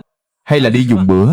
Ngươi cần ta kề cận, lại cùng các cửa hàng tra sổ sách. Kỳ thực chẳng phải không muốn chi tiền, mà là để một số kẻ biết rằng ngươi và ta giao hảo thân thiết, lại tinh thông việc thuế má trong việc tra sổ sách, giúp Ôn Tông Bác làm việc. Thông minh. Vậy ngày mai cũng phải như vậy. Đúng vậy. Nếu như kẻ ẩn mình mà ngươi nhắc đến chẳng mắc mưu, thì phải làm sao? Vậy thì chỉ còn cách hạ sách mà thôi. Bắt lấy Liễu Khôi, xem từ miệng hắn có thể khai ra bao nhiêu chuyện. Được. Vậy thì tiếp tục bày kế đi. À phải rồi, ta muốn ra ngoài thành thả diều. Ngươi đi cùng ta nhé. Được không? Không thành vấn đề. Đi thôi. Ra ngoài thành cùng phu nhân thả diều thôi. Chẳng thể nào nữa. Thật sự chẳng thể nào nữa. Chẳng thể nào. Lão nương tử này quá đổi ham du ngoạn. Ta thật sự chẳng thể bước thêm nữa. Ngày mai không thể tiếp tục được. Hãy để Ôn Tông Bác tự mình bắt người đi. Quá đổi mệt mỏi rồi. Bách tính trong phố phường đều đang bàn tán về ngài và phu nhân. Chắc hẳn đều là mắng chửi ta. Không phải vậy. Bách tính đều nói ngài là người tốt. Vì quân đội mà rèn móng ngựa. Dượng Trư là bậc đại thiện nhân. Nói ngài cùng đại phu nhân là một đôi bức nhân trời sinh địa tạo. Ngươi có thể có chút học thức được không? Phải là một đôi bích nhân trời sinh địa tạo chứ. Là vậy đó. Chuyện này ta thật không ngờ tới. Giờ ta lại thành người tốt rồi.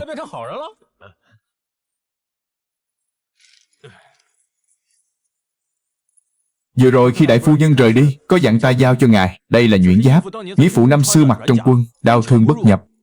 Rộng quá, không vừa người. Ngài gầy hơn soái gia. Đại phu nhân đã sửa một lần rồi. Cẩm Nhi còn phải sửa lại. Cái này mặc vào chắc chắn rộng. Ngài cũng đừng chê đại phu nhân lỏng. Đại phu nhân cũng không chê ngài nhỏ. Dùng được là tốt rồi. Sửa lại đi. Rộng quá, không thoải mái. Để nàng siết chặt lại. Được.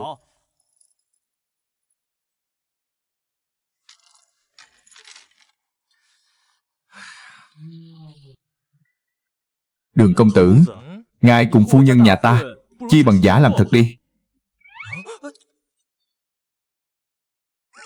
Chẳng lẽ Đường công tử không giữ ý phu nhân nhà ta sao? Không có. Vậy thì tốt. Mã Mỗ đã lâu chưa thấy phu nhân nhà ta. Cười vui đến vậy. Thôi, trước hết hãy bàn chính sự. Nếu cứ tiếp tục dạo chơi thế này cũng chẳng ích gì. Chu Chi Tùng vẫn không mắc câu. Vậy thì truyền lệnh Ôn Tông Bác thu lưới đi. Trực tiếp bắt Liễu Khôi. Thiếu ra, thế tử vị Nam Dương Phủ. Chu Chi Tùng bái kiến. Tham kiến điện hạ. Đường huynh đệ không cần câu nệ, cứ xưng huynh là được. Chu huynh, mau mau mời ngồi. Đến vội vàng, chưa kịp trình thiếp, mong Đường huynh đệ rộng lòng tha thứ. Đường gia là dòng dõi tướng môn, Đường huyện Nam là danh tướng một thời, Đường công tử là con nhà tướng, chút lễ mọn chẳng đáng kể chi.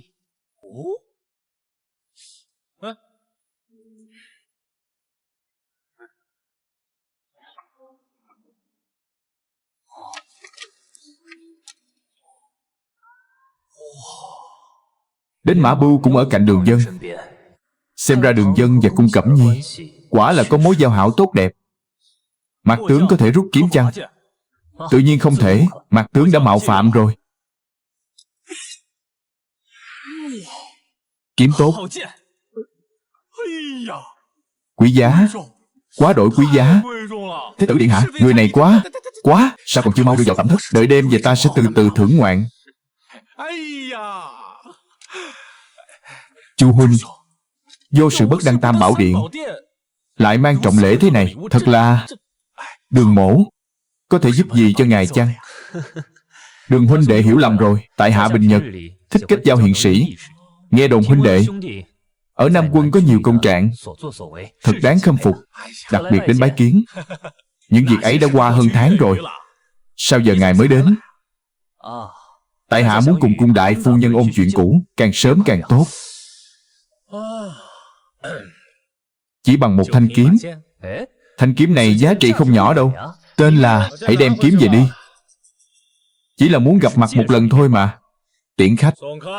10 vạn quan. Nhà họ Hạ vì cứu cháu trai đã đưa ta 30 vạn quan. Ngươi lại là thế tử, 40 vạn quan. Thế tử hà cớ gì phải khách sáo như vậy?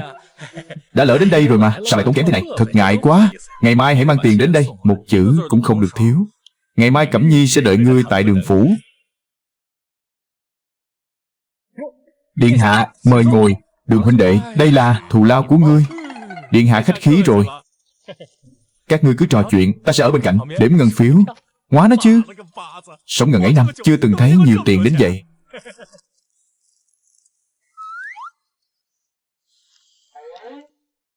Hảo ý này, ta xin ghi nhận. Điện hạ chi bằng nói rõ. Người tìm ta có việc gì? Sự tương phản này, khoảnh khắc trước là tỷ tỷ hiền lành, khoảnh khắc sau là nữ cường bá khí. Ôi, ta thích. Dương phủ vị Nam ta muốn kinh doanh tại Lạc Thành. Mong cung gia chiếu cố đôi chút. Nếu muốn buôn bán, hãy tìm Nha Môn Lạc Thành. Tìm đến cung gia ta có việc chi? Thưa đại phu nhân, tại hạ không dám giấu giếm. Đội hộ vệ thương đoàn này không chỉ phải mang đao kiếm giáp trụ, mà còn phải giác cung ngắn, lại còn mang đại thuẫn nữa. Đao kiếm giáp trụ trong quan ải tuyệt đối là vật cấm, không được tư tàn. Nếu số lượng lớn, quả thực khó lòng qua ải. Nếu chẳng phải ta biết ngươi có vấn đề, ắt đã tin ngươi rồi. Ta đã rõ. Xin cho cung gia thêm thời gian suy xét. Vậy xin đa tạ đại phu nhân. Tại hạ khi trở về Bắc Địa nhất định sẽ bẩm báo với phụ hoàng. Nếu việc này thành, đại phu nhân không cần lo lắng. Thương đội của ta ra vào Quan Trung đều sẽ để Nam quân kiểm tra kỹ lưỡng hàng hóa, tuyệt đối không khiến cung gia khó xử. Vậy thì tại hạ xin cáo từ.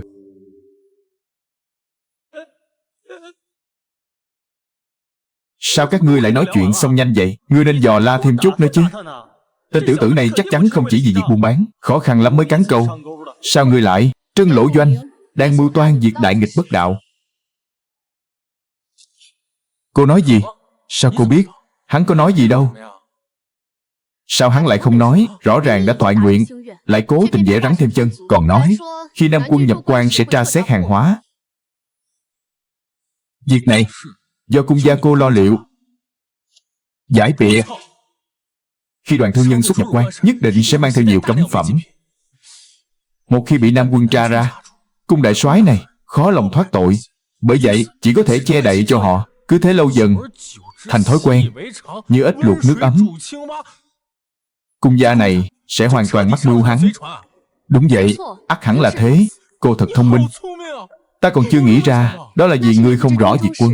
Nhưng ngươi có thể phản ứng nhanh như vậy, chứng tỏ ngươi vẫn rất thông minh. Kẻ 8 lạng, người nửa cân.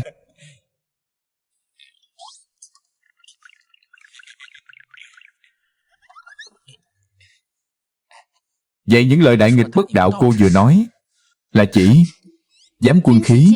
Vì sao lại làm giả sổ sách? Ấy là bởi chúng đã tham ô một lượng lớn quân khí, số lượng khổng lồ. Vậy số quân khí ấy rốt cuộc đã đi đâu? Chắc chắn là đã được vận chuyển ra ngoài quan ải. Từ khi bệ hạ đăng cơ, Nam quân đã nhiều lần từ các đội quân qua lại, thu giữ được một ít đao giáp. Chỉ là số lượng không nhiều, khiến ta sinh nghi, nên đã để phụ thân âm thầm cho quân theo dõi. Kết quả lại phát hiện dấu vết của Hán gia giao hảo cùng dị tộc trong núi. Vật dụng chính là quân khí trong quân. Từ sau đó Nam quan liền đóng cửa thương đạo. Xem ra có kẻ đã sốt ruột. Chưa đợi bệ hạ ổn định, đã đến lúc thu lưới rồi. Trước hết bắt Liễu Khôi, ta sẽ nhân cơ hội kết giao Chu Chi Tùng.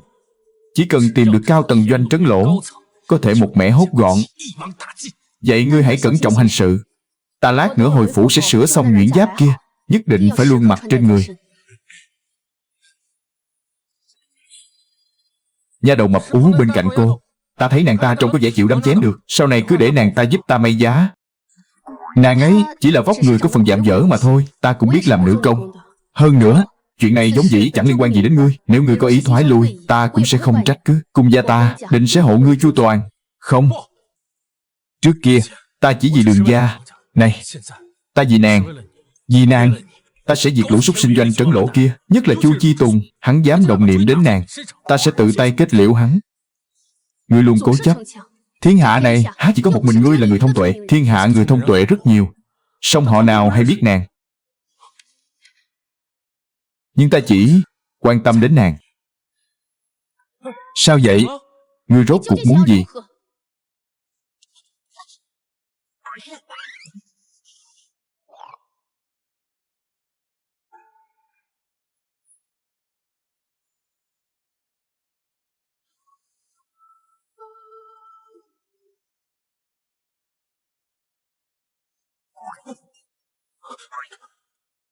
Thành Bắc gió rét căm căm. Nàng vì cứu giúp bách tính mà bán cả của hồi môn. Quân Nam thiếu lương thực, nàng chẳng quản ngại thân phận, đến khắp các phủ để quyên góp. Nam quan cáo cấp, lòng người trong thành hoang mang. Nàng cùng các nữ quyến lên thành đầu, cầm giáo phòng bị. Dân tị nạn tụ tập dưới thành. Nàng vì bố thí chẩn bần mà phá kho lương của triều đình. Dù cung cấm khiển trách cũng chẳng hối cải. Nàng thiện lương như vậy, sớm muộn cũng bị kẻ gian tà ức hiếp. Thật khéo. Điều ta giỏi nhất chính là đối phó với kẻ gian tà. Và Điều ta không muốn thấy nhất chính là nàng bị ức hiếp. Hơn nữa, ta đã muốn làm điều này từ lâu rồi. Ta cũng vậy.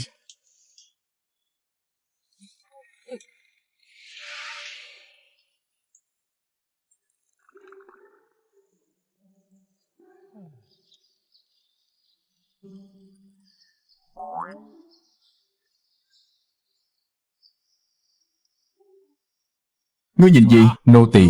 Giờ đây, phải chăng nên xưng hô với ngài là đại thiếu gia? Ngươi hãy về bẩm lại với Cẩm Nhi trước khi mọi việc ngã ngũ. Nàng ấy nên hạn chế ra ngoài. Nếu có ra ngoài, nhất định phải có đủ gia đình và hộ viện đi theo. Vâng, nô tỳ nhất định sẽ chuyển lời đến đại phu nhân. Đại phu nhân đã thức đêm sửa xong áo giáp mềm rồi. Cứ đặt ở đây đi.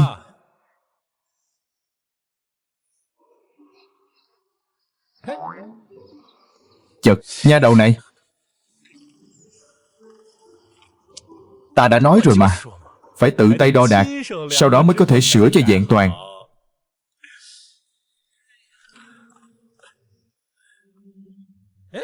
Sao ngươi lại đến đây? Đã bắt hết người chưa? Ta vốn muốn ở đây xem trò hay, kết quả lại chẳng có động tĩnh gì. Ôn Tông Bác nói để Đường công tử tự mình đi bắt. Để ta đi ư? Có lý đấy. Lấy danh nghĩa tra xét các cửa hàng làm sổ sách giả mà đi bắt, vẫn phải là ta đây, người tâm phúc số một ra tay mới được, để tránh đánh rắn động cỏ. Ôn Tông Bác cũng nói như vậy. Nếu đã diễn trò, vậy thì phải làm cho trọn vẹn. Ngươi, chốc nữa hãy đến nha môn, đem hết sổ sách đó về đây cho ta. Nhớ dùng xe kéo. Ta muốn mọi người đều trông thấy, để họ biết rằng ta đã tìm ra vấn đề của Liễu Khôi. Hãy loan tin ra ngoài rằng ta từ chỗ Liễu Khôi đã tìm thấy vấn đề liên quan đến giám quân khí. Người của trấn Lỗ Doanh này nhất định sẽ không ngồi yên mà đến tìm ta.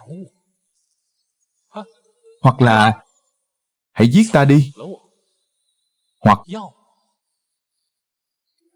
hãy mua chuộc ta. Ta sẽ đi báo cho Ôn Tông Bác.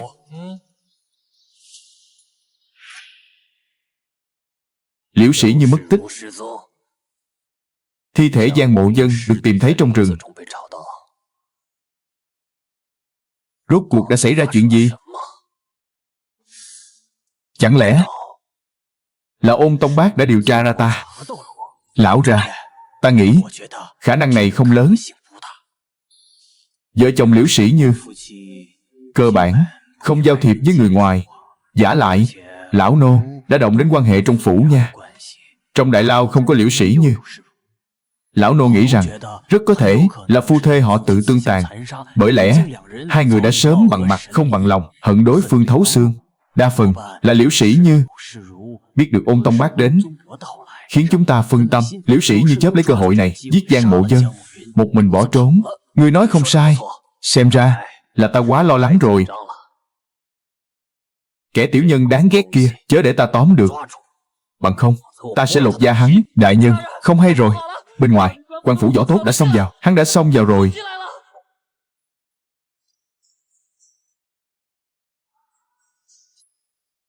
Buông ra.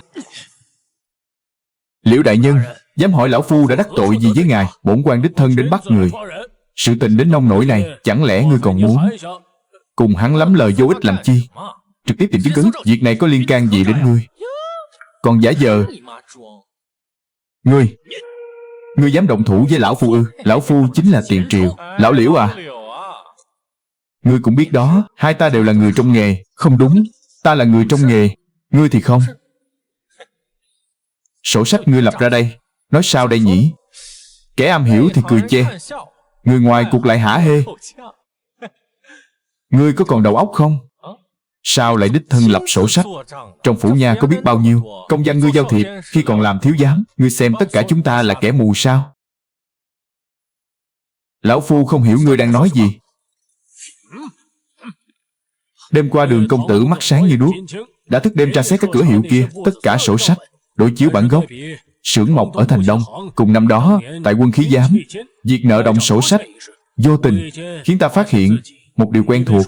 Khi đối chiếu sổ sách, tất cả đều do ngươi làm ra. Ngươi vu khống lão phu, Các ngươi liên kết với nhau vu khống lão phu. Ngươi, mó nó, nói nhiều lời vô ích với hắn làm gì? Huynh đệ, đập đổ tất cả các cánh cửa cho ta, phá nát các tủ gỗ cho ta. Còn nữa, đập đổ tường cho ta. Cả nhà xí cũng phải dọn sạch. Nhà xí, hãy đặc biệt tra xét nơi đó. Nhất định là ở những nơi này. Đường công tử, làm sao ngài biết nhà xí có điều khả nghi khi ta nói đến nhà xí? Lão già này, đồng tử giảng rộng, ấy là ý tứ của sự chột dạ. Liễu đại nhân, Ôn đại nhân sai người tìm ngài về nha môn, nói có việc trọng yếu cần bàn bạc. Ta đang bắt người. Ôn đại nhân nói, trước hết cứ giao cho Đường công tử xử lý. Ta phải chúc mừng Đường công tử mới phải. Chúc mừng ngươi đã trèo cao được Ôn đại nhân.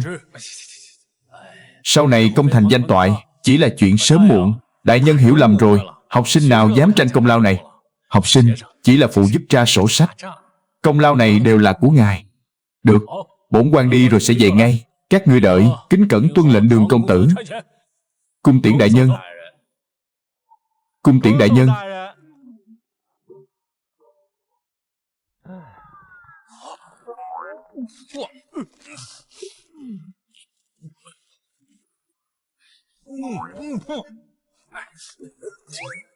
Ngươi nói xem, ngươi không giấu ở đâu, lại giấu trong nhà xí.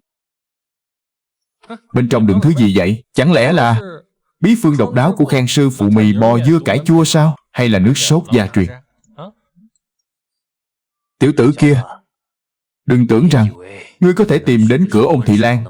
Ngươi thử ra ngoài dò hỏi xem. Ôn Tông Bác, thiết diện vô tư. Phụ thân ngươi, Đường Phá Sơn, thường nhật đâu có ít việc ác. Đợi dùng xong ngươi, nên mới vì hắn mà làm việc vậy. Bằng không, ngươi tưởng vì sao ta lại giúp hắn tra sổ sách? Đến đây, mở ra cho bổn thiếu gia. Ta muốn xem bên trong rốt cuộc chứa đựng vật gì.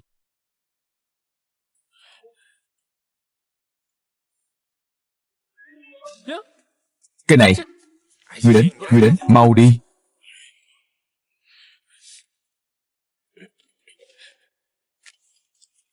Khoan đã. Đường công tử, hẳn là phải đích thân xem qua. Vì sao lại muốn ta đích thân xem qua? Đường công tử, nếu như người có thể cứu lão phu một phen, lão phu nguyện dâng hiến toàn bộ gia sản. Thế nào?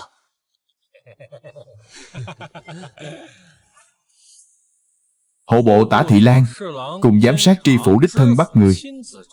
Ngươi lại muốn ta ra tay cứu giúp. Ngươi chẳng phải đã nghĩ ta quá? Không phải lúc này, mà là sổ sách trong hũ này. Là thủ đoạn giữ mạng của lão phu. Chẳng phải tội chứng. Chẳng liên quan gì đến việc này. Sao ngươi không sớm lặng lẽ nói cho ta hay? Ngươi thấy hắn chưa? Là tâm phúc của Ôn Tông Bác. Thiếu ra, từ khi Liễu Khôi bị bắt, Lạc Thành náo nhiệt như lần trước là khi thiếu gia bán củi cho quân Nam mà thôi. Rất bình thường.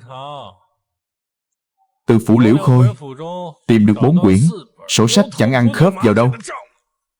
Ngay cả ta xem suốt 12 canh giờ, dùng đủ mọi cách sắp xếp, cũng chẳng thể nào giải được 4 quyển sổ sách ấy của hắn. Bởi vậy, tin tức về 4 quyển sổ sách tìm thấy từ phủ Liễu Khôi mới được Ôn đại nhân tung ra. Ngươi xem, chẳng phải giờ đã có kẻ sốt ruột rồi sao? Nhưng mà thiếu gia, vừa rồi ta nghe quản gia nói ngài lại bị phỉ báng khắp Lạc Thành rồi. Có kẻ đang mê hoặc dân chúng. Cái gì vậy? Ôn Tông Bác tung tin bắt người. Liên quan gì đến ta? Đã có kẻ ở trà quán nói ngài tiếp tay làm điều ác, rồi lại nói ngài vì muốn trèo cao với Ôn Thị Lan mà bán đứng người Lạc Thành chúng ta. Hóa nó chứ, buộc bổn thiếu gia phải làm báo sao? Thôi vậy, bọn đó tốn kém lắm. Cứ để hắn mắng chửi đi, ta nào có bận tâm.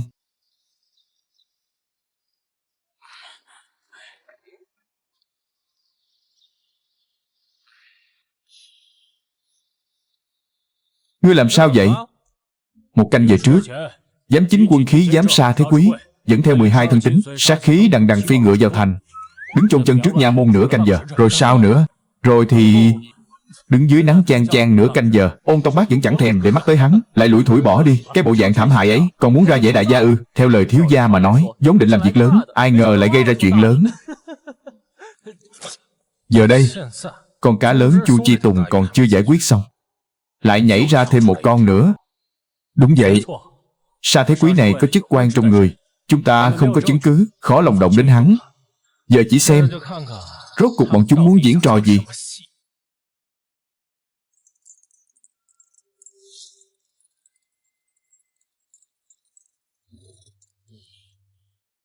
Tiểu tử miệng còn hôi sữa này thật sự có thể sánh ngang Liễu Khôi sao? Phải, đã tra xét tường tận, quả đúng là tiểu tử họ Đường đã giúp kẻ họ Ôn bắt được Liễu Khôi. Từ sổ sách mà ra, ngày Liễu Khôi bị bắt, hai kẻ đó đã nói gì? Vẫn chưa tra ra sao? Tính vệ canh giữ ngoài cửa lớn vẫn chưa hay biết. Bên đó mặc kệ, cử người theo dõi nơi đây. Nếu đường dân có bất kỳ di động nào, hãy bảo Chu Thế Tử lừa hắn ra khỏi thành, phi tang dấu vết. Dạ. Phủ đệ của bậc huân quý, đến một tên gác cổng cũng không có, thật là trò cười.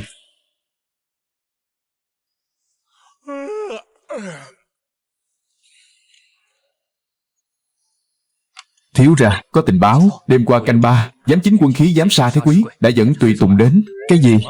Đã làm gì? Chưa vào phủ, một hàng 13 người đứng lại trước phủ một lát, không xuống ngựa. Ta và Mã Bưu đều đã chuẩn bị ra tay rồi, tên hèn nhát ấy lại dẫn người đi rồi. Nửa đêm quốc tang, cưỡi ngựa, mặc giáp trụ, đứng trước cửa nhà người khác hồi lâu. Chắc chắn không có ý tốt. Ta đã hạ lệnh rồi, tất cả đều đề phòng. Chỉ là có nên bẩm báo lão gia không? Tạm thời chưa cần.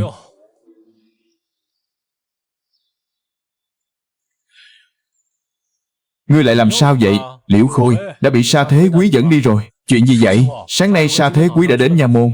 Nghe nói sau khi Liễu Khôi bị bắt, hắn nghi ngờ Liễu Khôi khi giữ chức thiếu giám quân khí giám cũng từng giấu giếm sổ sách, nên đã điều tra một phen, cuối cùng phát hiện nhiều khoản mục không rõ ràng, yêu cầu chuyển về quân bị phủ để tra xét trước. Ôn đại nhân đã đồng ý. Không thể giữ lại được. Trong quân xảy ra chuyện tại đình này, cần giam giữ tại quân bị phủ hoặc trong doanh trại. Tội của Liễu Khôi trong quân lại xảy ra trước vụ án sổ sách lạc thành. Xét về tình về lý, đều nên để giám quân ty tra xét trước. Liễu Khôi này sợ rằng sẽ bị diệt khẩu. Không đâu, người là Sa Thế Quý mang đi. Nếu Liễu Khôi có mệnh hệ gì, tất cả mọi người sẽ nghi ngờ hắn. Bọn họ chắc chắn chỉ là muốn thống nhất lời khai mà thôi. Không hay rồi, đại thiếu gia, không hay rồi. Đại thiếu gia, chẳng lành rồi. Lại có chuyện gì nữa đây? Liễu Khôi đã chết. Cái gì? Ngươi muốn giả mặt ta sao? Rốt cuộc là cớ sự gì? Đại soái hay tin Liễu Khôi bị Sa Thế Quý đón đi, sợ y bị ám hại, liền đích thân đến nơi giam giữ. Kết quả, một nữ nhân xông vào, đâm Liễu Khôi 12 nhát dao. Chồng nàng năm đó chết trận sa trường. Liễu Khôi tham ô tiền tuất của phu quân nàng, vu khống nàng sợ tội bỏ trốn, hại nàng bao năm, mang tiếng oan mà chịu bao tủi nhục. Bao năm đã qua, chẳng giết sớm, chẳng giết muộn, lại cố tình giết vào hôm nay. Đi, đến phủ nha một chuyến.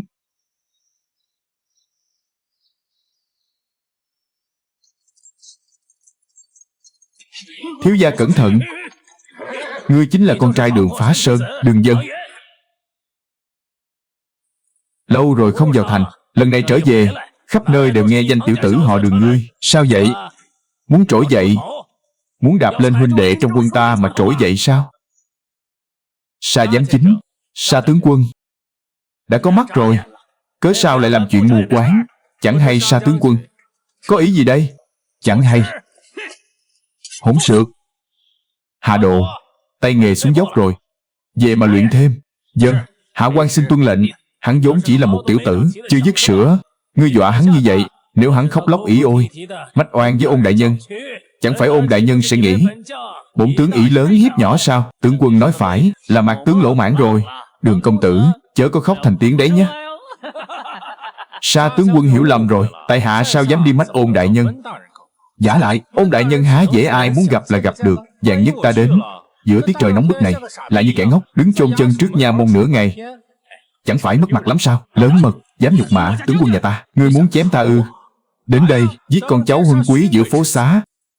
Ngươi thử xem, hôm nay ta sẽ băm dầm ngươi thành vạn đoạn.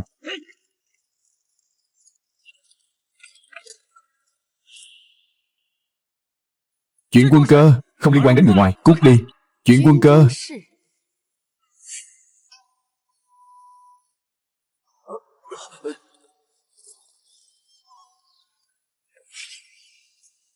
Đại phu nhân cho gọi ngươi đến.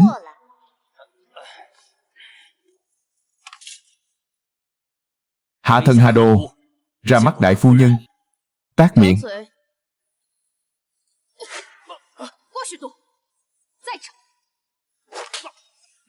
Đại phu nhân, xem ra lời đồn là thật. Đại phu nhân và tiểu tử này.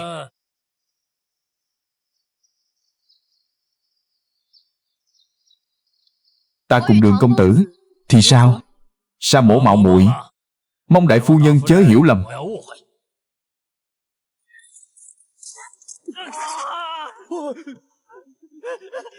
Ta sai rồi. Đại phu nhân tiếp tục tát miệng. Đây là Lạc Thành, dám quân khí, chớ làm càng. Nào, theo ta về phủ.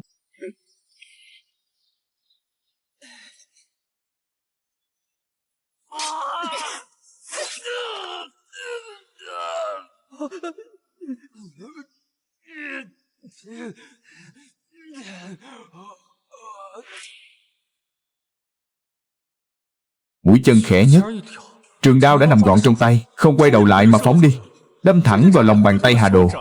Cũng chẳng ai nói cho ta hay ả đàn bà này biết võ, lại còn lợi hại đến vậy. Đường công tử, ta biết làm như vậy sẽ làm mất mặt chàng. Nhưng nếu ta không làm như vậy, kẻ khác,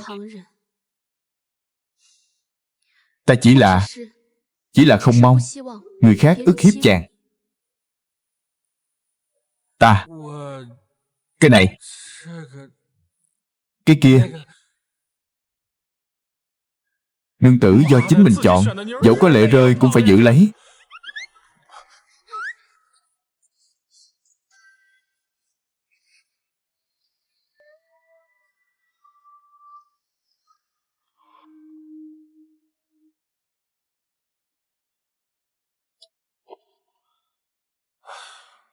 Nếu hôm nay không có cung Cẩm Nhi kịp thời xuất hiện, bọn Sa Thế Quý kia thật sự sẽ động thủ. Đúng như ta đã liệu trước, hoặc là giết, hoặc là lôi kéo. Sự xuất hiện của cung Cẩm Nhi khiến bọn chúng chẳng dám ra tay. Ít nhất hiện thời là vậy. Mau gọi Ngưu Bôn đến đây, bảo hắn làm tròn bổn phận. Bảo hắn 12 canh giờ không rời ta nửa bước. Có cần gọi thêm huynh đệ không? Không cần. Ngoài ngươi ra, chỉ cần lão Bôn theo thôi, cùng lắm thêm mã nữa. Sa Thế Quý, ta lại mong Sa Thế Quý lại ra tay với ta. Nếu dám động thủ, hắn ắt sẽ chết. Còn nữa, bảo sư gia đến phủ nha một chuyến, báo cho Ôn Tông Bác truyền tin ra ngoài rằng Liễu Khôi có vài cuốn sổ sách mật đã được đưa đến đây để ta giải mã. Thiếu gia không nên, chỉ một chút sơ suất, sợ rằng sẽ nguy hiểm đến tính mạng. Sa Thế Quý dám đến đây ra oai với ta sẽ buộc bọn chúng phải lựa chọn. Chẳng lẽ lại nghĩ bổn thiếu gia là bùn nặng hay sao? Sợ rằng phải bẩm báo lão gia, kế hoạch đã thay đổi, chẳng thể để thiếu gia lâm nguy.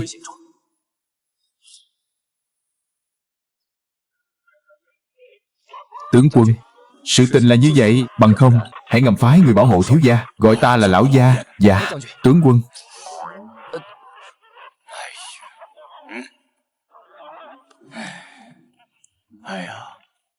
Trong thành có cấm vệ, chúng ta không thể phái người vào. Nếu bị phát giác, người ta sẽ cho rằng Đường gia ta mưu phản. Hơn nữa, nay đã có Mã Bu ngươi, lại có cả cấm vệ đầu lĩnh Ngưu Bôn bên cạnh nó.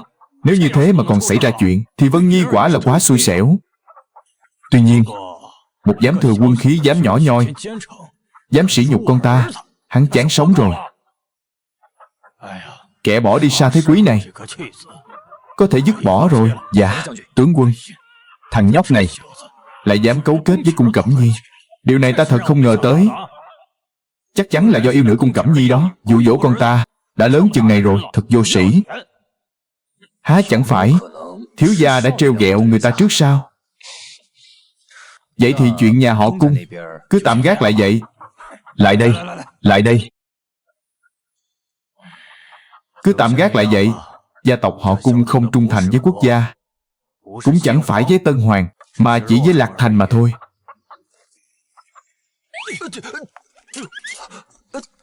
Thiếu gia, người làm gì vậy? Ta không tin. Ta không tin điều đó. Thiếu gia, người đây là... Người có làm được chăng? Mũi chân khẽ hất, trường đao nắm gọn trong tay, không ngoảnh đầu lại, một nhát chém xuyên bàn tay kẻ khác. Kẻ hèn này nào có thân thủ ấy. Vậy Cung Cẩm Nhi là cớ sự chi?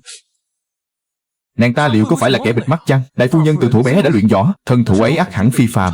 Chẳng lẽ chỉ mỗi ta là không hay biết? Sao ngươi không nói sớm cho ta hay? Nếu ngươi đã nói, ta nào dám ngày ngày cùng nàng ta. Ngươi nói năng như vậy ư? Nếu biết nàng có võ công cao cường đến thế, ta đâu dám trêu ghẹo nàng. Nếu thật sự cưới về, chẳng phải ngày ngày bị đánh đập sao? A Hổ, ngươi nói Giang Tu năm xưa tạo phản, liệu có phải là... Cái này không thể nào. Nhưng nghe đồn tính khí phu nhân năm xưa quả thật rất hào sảng. Thiếu ra, ngài ắt hẳn sẽ cưới đại phu nhân chăng? Chuyện này, gia đình tiểu nhân tuy ít người, nhưng cũng không chịu nổi họa diệt môn đâu. Thiếu gia, người mau nói một lời đi chứ.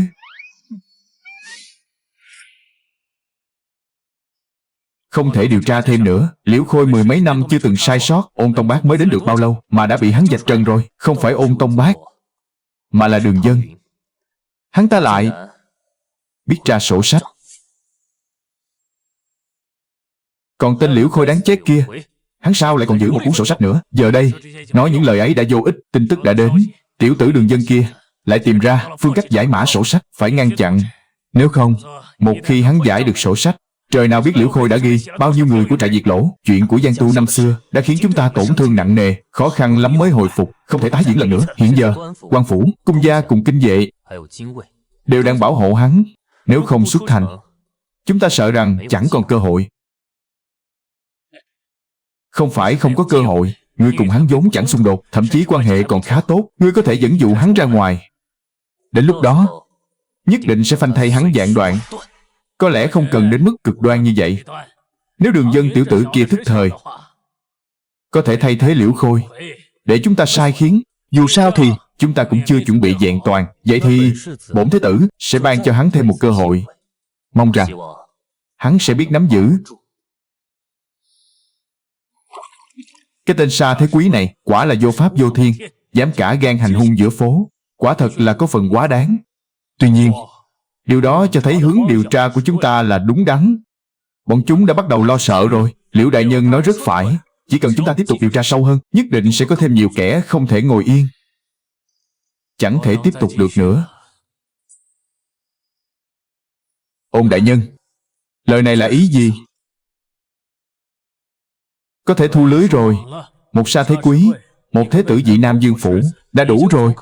Chỉ cần hạ bệ Dị Nam Dương Phủ là được. Những kẻ khác để sau hãy tính.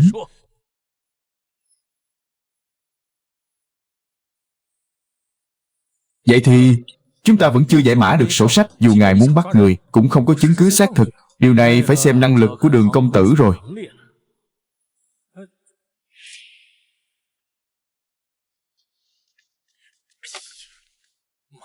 Ôn Tông Bác, lão hồ đồ kia, ngươi nói dừng là dừng sao? Trảm thảo bất trừ căn. Ngươi phủi tay bỏ đi. Tàn dư doanh diệt lỗ chỉ càng gây họa cho Đường gia ta thôi. Mưu đồ với hổ dữ, rốt cuộc vẫn chỉ là một quân cờ mà thôi. Thiếu ra, Ôn Tông Bác này vì sao không tiếp tục điều tra? Vì sao ư? Người sáng mắt đều có thể nhìn ra. Doanh diệt lỗ tham ô quân lương chẳng phải vì tiền, mà là muốn làm việc đại nghịch. Tân Hoàng đăng cơ bất chính, vốn đã kiêng kỵ, bởi vậy mới tước quyền quý. Nói kẻ đứng sau doanh trấn lỗ làm phản. Ngươi nghĩ Tân Hoàng này còn ngồi vững được sao? Ôn Tông Bác là đến để định hướng cho Dị Nam Dương Phủ. Đến lúc đó có thể lấy Dị Nam Dương Phủ làm cớ, nhanh chóng tiến vào Bắc Địa với tốc độ nhanh nhất, thay máu Bắc quân. Hiện giờ Tân Hoàng đã nắm giữ Đông quân, Sau đó sẽ phong tước cho cung vạn quân. Đến lúc ấy, Nam quân sẽ không còn lo lắng gì nữa. Nếu lại có thể hạ được Bắc quân, Đại Ngưu này mới thực sự được an định. Sau đó sẽ từ từ mưu tính. Vậy Đường gia ta không còn đường lui nữa rồi. Một khi ta không hợp tác, sợ rằng Đường gia ngày hôm sau sẽ trở thành tàn đảng của Doanh Diệt Lỗ. Ôn Tông Bác này quả là xảo quyệt. Thiếu gia hết lòng giúp hắn điều tra án, rốt cuộc lại luôn mưu toan hãm hại Đường gia ta.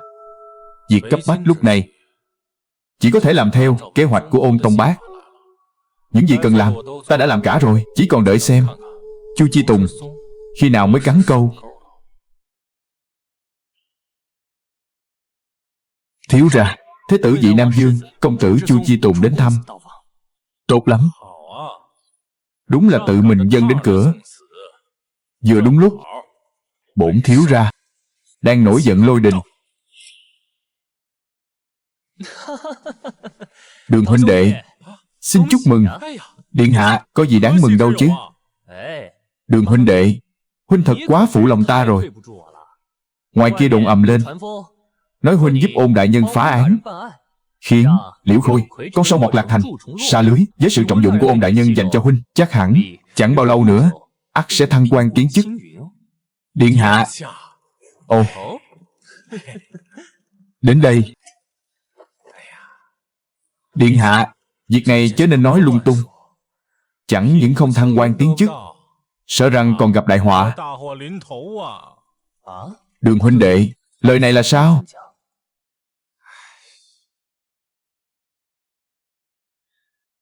Ôn Tông Bác chính là một lão hồ ly. Ta vốn nghĩ có thể mưu cầu tiền đồ mới kết giao với Ôn đại nhân này. Ai ngờ. Ôi chao, ai ngờ điều chi? Huynh mau nói đi. Ôi chao, thôi vậy, vẫn là chớ nên nói với Chu huynh. Chẳng phải tiểu đệ giấu giếm Chu huynh, mà là ta đã giải mã sổ sách của Liễu Khôi, từ đó phát hiện ra trong đó liên lụy quá rộng lớn. Nếu không cẩn thận, ta sẽ... Rốt cuộc là vì lẽ gì? Lão huynh chớ nên úp mở nữa. Hãy nói ra đi, ta có thể giúp huynh liệu tính. Chu huynh, việc này liên lụy quá rộng. Ngươi sợ hãi điều chi? Tại hạ là thế tử phủ vị Nam Dương, ở tận phương Bắc. Ngươi còn không tin ư? Ta vốn chẳng muốn nói, ngươi lại cứ ép ta. Đây là do chính ngươi tự sa vào. Thôi được. Chu huynh chỉ biết ta đã bắt Liễu Khôi, nhưng lại không hay ta từ Liễu Khôi đó đã tìm thấy vài quyển sổ sách đặc biệt. Từ đó phát hiện ra Trân Lỗ Doanh.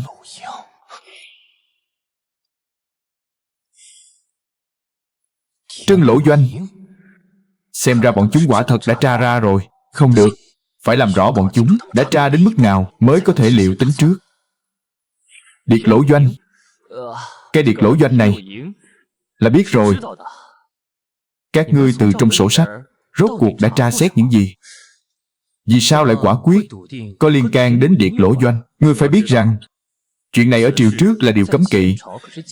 Dù cho hiện tại ở Đại Ngưu, nó vẫn là điều cấm kỵ. Chu huynh, thật sự không thể nói thêm với huynh nữa. Nếu việc này kéo huynh vào thì sợ rằng không được. Sáng mai ta sẽ đi tìm Ôn đại nhân. Không thể. Vì cớ gì? Bởi lẽ năm xưa vụ án Điệt Lỗ Doanh chẳng những trong quân mà các đại thần triều đình cũng liên can. Vạn nhất trong số đó có bằng hữu của Ôn đại nhân. Tiểu mệnh của ngươi chẳng phải ngưu đầu bất đối mã chủy. Ta hỏi có phải ý này đâu. Đa tạ Chu huynh nhắc nhở. Nhưng sổ sách này ta thực sự không thể tra xét thêm. Sáng sớm mai ta sẽ đem sổ sách này đưa cho Ôn Tông Bác đi. Ta mới xem được một quyển. À không, nửa quyển. Mới chỉ xem nửa quyển mà đã liên quan đến Điệt Lỗ Doanh. Thậm chí còn có cả giám quân kỹ. Ôi thôi rồi. Không được. Nếu quả thật để Đường dân giao sổ sách cho Ôn Tông Bác, Điệt Lỗ Danh ắt sẽ tổn thất nặng nề. Ta không biết ngươi đã từng nghĩ qua chưa? Ngươi đã lún sâu vào vũng lầy rồi, há dễ dàng thoát thân. Như vậy sao? Lạc Thành này chỉ có ngươi mới đọc hiểu mật trướng của Liễu Khôi. Ôn Tông Bá kia há có thể để ngươi đứng ngoài cuộc. Ôn Tông Bá chẳng qua chỉ lợi dụng ngươi mà thôi. Còn ta đây cũng hiểu rõ hắn đôi chút. Nếu ngươi cố chấp muốn đi, tính mạng ngươi sợ rằng hắn muốn diệt khẩu ta. Ta đâu có nói vậy. Hẳn là không đến nỗi vậy chứ. Dẫu sao ta đã giúp hắn nhiều như thế. Giả lại, ta đây sắp cưới đại phu nhân của cung gia. Hắn làm sao có thể là sắp cưới, chứ chưa phải đã cưới rồi. Chuyện này, giờ phải làm sao đây? Đừng vội. Trước hết hãy giữ kín chuyện này. Ngàn vạn lần chớ nên rêu rao. Hãy che giấu đi, đừng nói cho Ôn Tông Bác biết.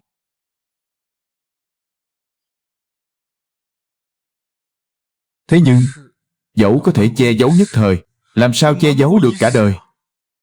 Giả lại, ngoài ta ra, còn có một người có thể đọc hiểu sổ sách này. Còn có người ư? Ai? Sao có thể? Là ai? Liễu Sĩ Như.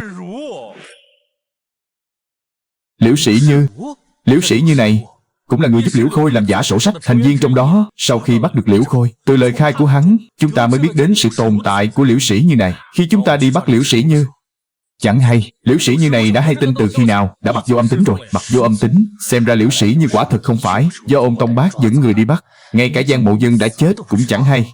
Liễu Sĩ Như này cũng có thể đọc hiểu sổ sách mật của Liễu Khôi. Đúng vậy, chúng ta từ sổ sách của Liễu Khôi đã giải mã được rằng Liễu Sĩ Như này đang giữ một danh sách của trại diệt lỗ. Chắc hẳn đây là một thủ đoạn thỏ khôn có ba hang của Liễu Khôi. Không ngờ Liễu Khôi lại gian xảo đến vậy. Không chỉ tự mình sao lưu, mà còn sao lưu cho nghĩa tử một bản. May mà ta đã biết, nếu không sẽ gây ra họa lớn. Nhất định phải tìm ra Liễu Sĩ Như. Vậy nên ta đành phải giữ kín chuyện này. Vạn nhất Ôn Tông Bác tìm được Liễu Sĩ Như, gia tộc Đường ta sợ rằng sẽ tiêu vong.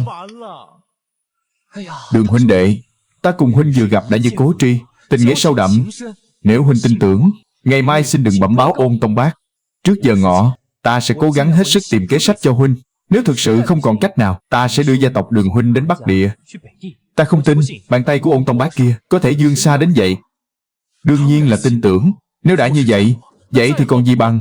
Nếu Chu huynh lần này có thể giúp Đường gia ta thoát khỏi kiếp nạn này, ta nhất định sẽ báo đáp trọng hậu. Được, vậy thì ta xin cáo từ trước để về lo liệu.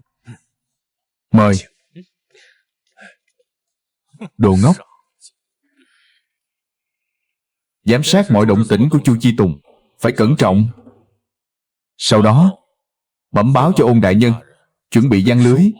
Liệu hắn có mắc bẫy không? Ngươi xem hắn đi vội vã giường nào.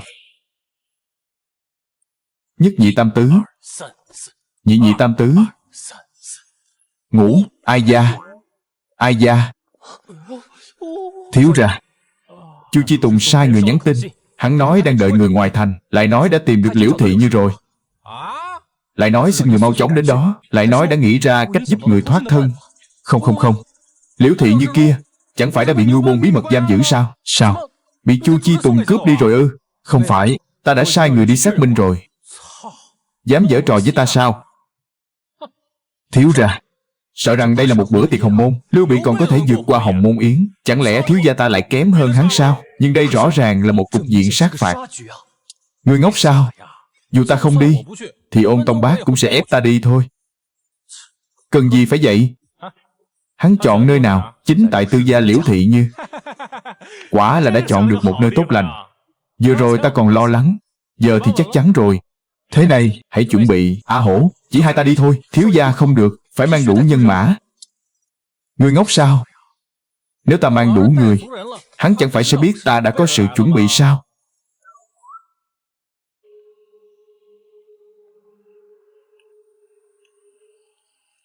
Thiếu ra, khắp nơi đều có ám tiêu. Chỉ riêng ta đã phát hiện 7 người. Bách Bộ Nhất Cương đã đến rồi. Chơi một chút đi. Tiểu tử họ Đường, chúng ta lại gặp mặt rồi. Là ngươi. Chu huynh, ngươi đây là ý gì? Hắn vì sao lại ở đây? Tiểu tử, Lần này không biết đại phu nhân còn có thể cứu được cái mạng nhỏ của ngươi chăng? Ngươi, kẻ họ Chu kia, ngươi đây là ý gì? Tại hạ là kỳ quan của Điệt Lỗ Doanh. Ngươi quả nhiên là người của Điệt Lỗ Doanh.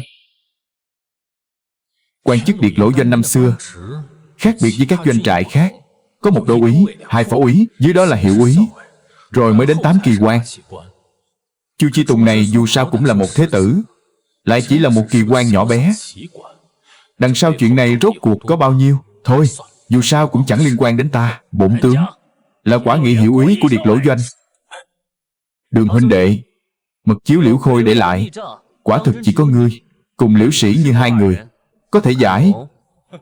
Ngươi đoán xem, ta nói phải thì các ngươi sẽ diệt khẩu, ta nói không phải, các ngươi vẫn sẽ diệt khẩu. Nói hay không nói, có gì khác biệt? Họa đến nơi rồi, còn dám ba hoa chích chòe. Ta là người của Ôn, ta là người của Ôn đại nhân. Trước đây đã có một Liễu Khôi. Này, nếu thêm cả ta nữa, ngươi đoán xem Ôn đại nhân có điều tra không? Hay là ngươi nghĩ sẽ không tra ra ngươi? Trên đời này đâu có nhiều chính tà bất lưỡng lập, chẳng qua cũng vì chữ lợi mà thôi. Thương nhân cầu lợi, quyền quý cũng cầu lợi. Dù là hoàng quyền cũng chẳng phải vì muốn kiếm thêm lợi lộc. Dù là việc lớn đến đâu đều phải cân nhắc lợi hại. Bằng không, Ôn Tông Bác dẫn ngàn quân kinh vệ, cớ sao chẳng dám trực tiếp động thủ, lại còn phải tra xét kỹ lưỡng.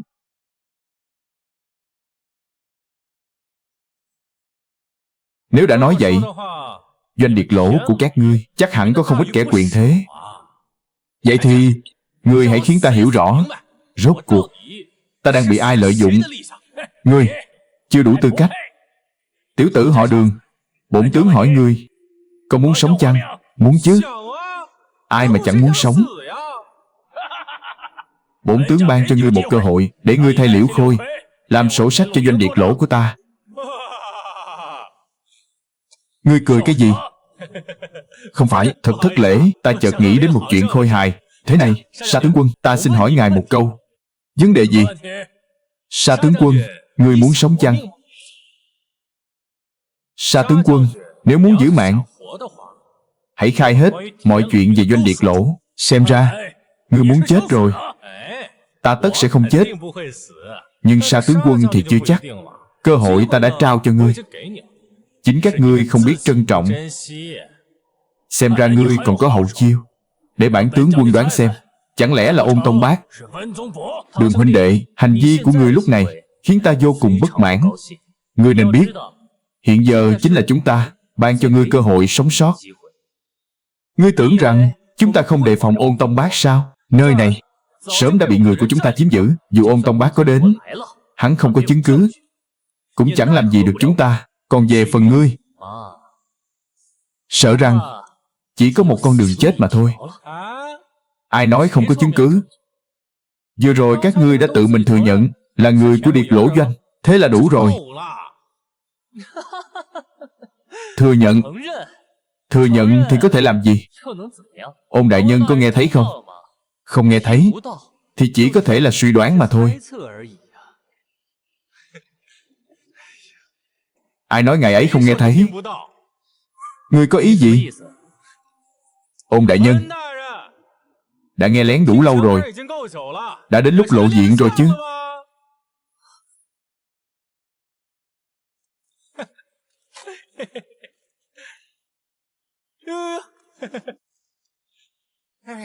Ôn đại nhân, Ôn Tông Bác, sao có thể? Ôn đại nhân, bọn chúng đã tự mình thừa nhận là người của Điệt Lỗ Doanh rồi, chẳng lẽ vẫn chưa đủ để ngài bắt giữ chúng sao? Được, rất tốt. Sa Thế Quý, cả Dương Phủ Dị Nam cũng đã gia nhập Điệt Lỗ Doanh. Rất tốt.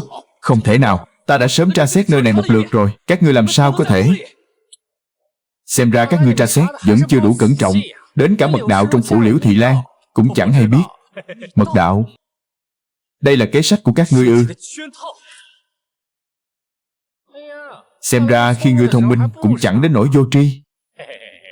Để dụ các ngươi mắc câu, chúng ta đã phải diễn kịch suốt một thời gian dài. Đương nhiên, Chu huynh vẫn phải cảm tạ ngươi đó. Ngươi muốn chết? Kế hay. Ôn đại nhân, Chẳng còn gì để bàn nữa. Hãy đi mà tâu với bệ hạ. Nếu đã như vậy, vậy thì các ngươi tất cả đều phải chết. Giết hết bọn chúng, sẽ chẳng ai hay biết. Muốn đi ư? Tên tiểu tử xảo quyệt, hãy để mạng lại. Thiếu gia cẩn thận, để ta cản hắn. Tiểu tử, hãy chết đi. Ôi chao, sắp chết rồi, sắp chết rồi, sắp chết rồi. Ai đó? Xem ra ngươi vẫn chưa chừa thói cũ, lại dám động đến hắn. Đại phu nhân,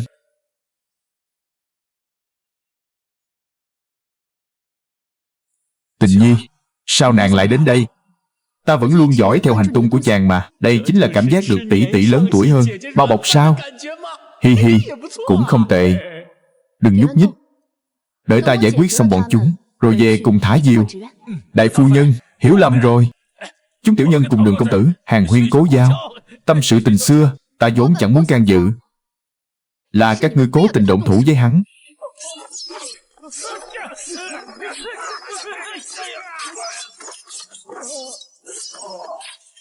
Giải bịa. Tu tiên ư?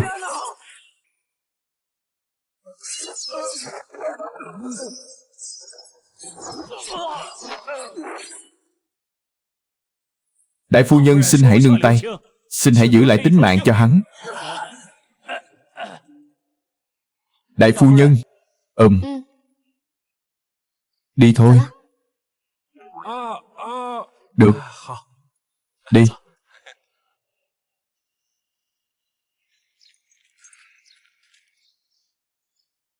Nàng cưỡi ngựa đến ư? Sợ rằng không kịp. Việc về sau chàng chớ nên nhúng tay. Yên tâm đi. Sau khi Ôn Tông Bác bắt được Chu Chi Tùng và Sa Thế Quý, sẽ sớm rời đi thôi. Sao vậy? Cưới ta. Giải bịa. Nữ nhân này lại thẳng thắn đến vậy sao? Chẳng phải nữ tử thời xưa đều đoan trang lắm sao? Nàng sợ sau khi Ôn Tông Bác đi, tàn dư của Doanh Điệt Lỗ sẽ bất lợi cho ta. Còn nữa, có thân phận rễ hiền của cung gia sẽ khiến bọn họ phải kiêng dè. Nếu không có thân phận này, chàng sẽ không cưới ta ư? Nữ tử Lạc Thành có ngàn vạn người, chỉ có nàng khiến ta động lòng không thôi. Ngày đêm tơ tưởng. Chàng động lòng với ta từ khi nào? Từ buổi chiêu thân của cung phủ. Từ lần đầu tiên ta gặp nàng. Thì ra là từ lúc đó chàng đã toan tính bất chính với ta rồi. Nàng không bằng lòng ư?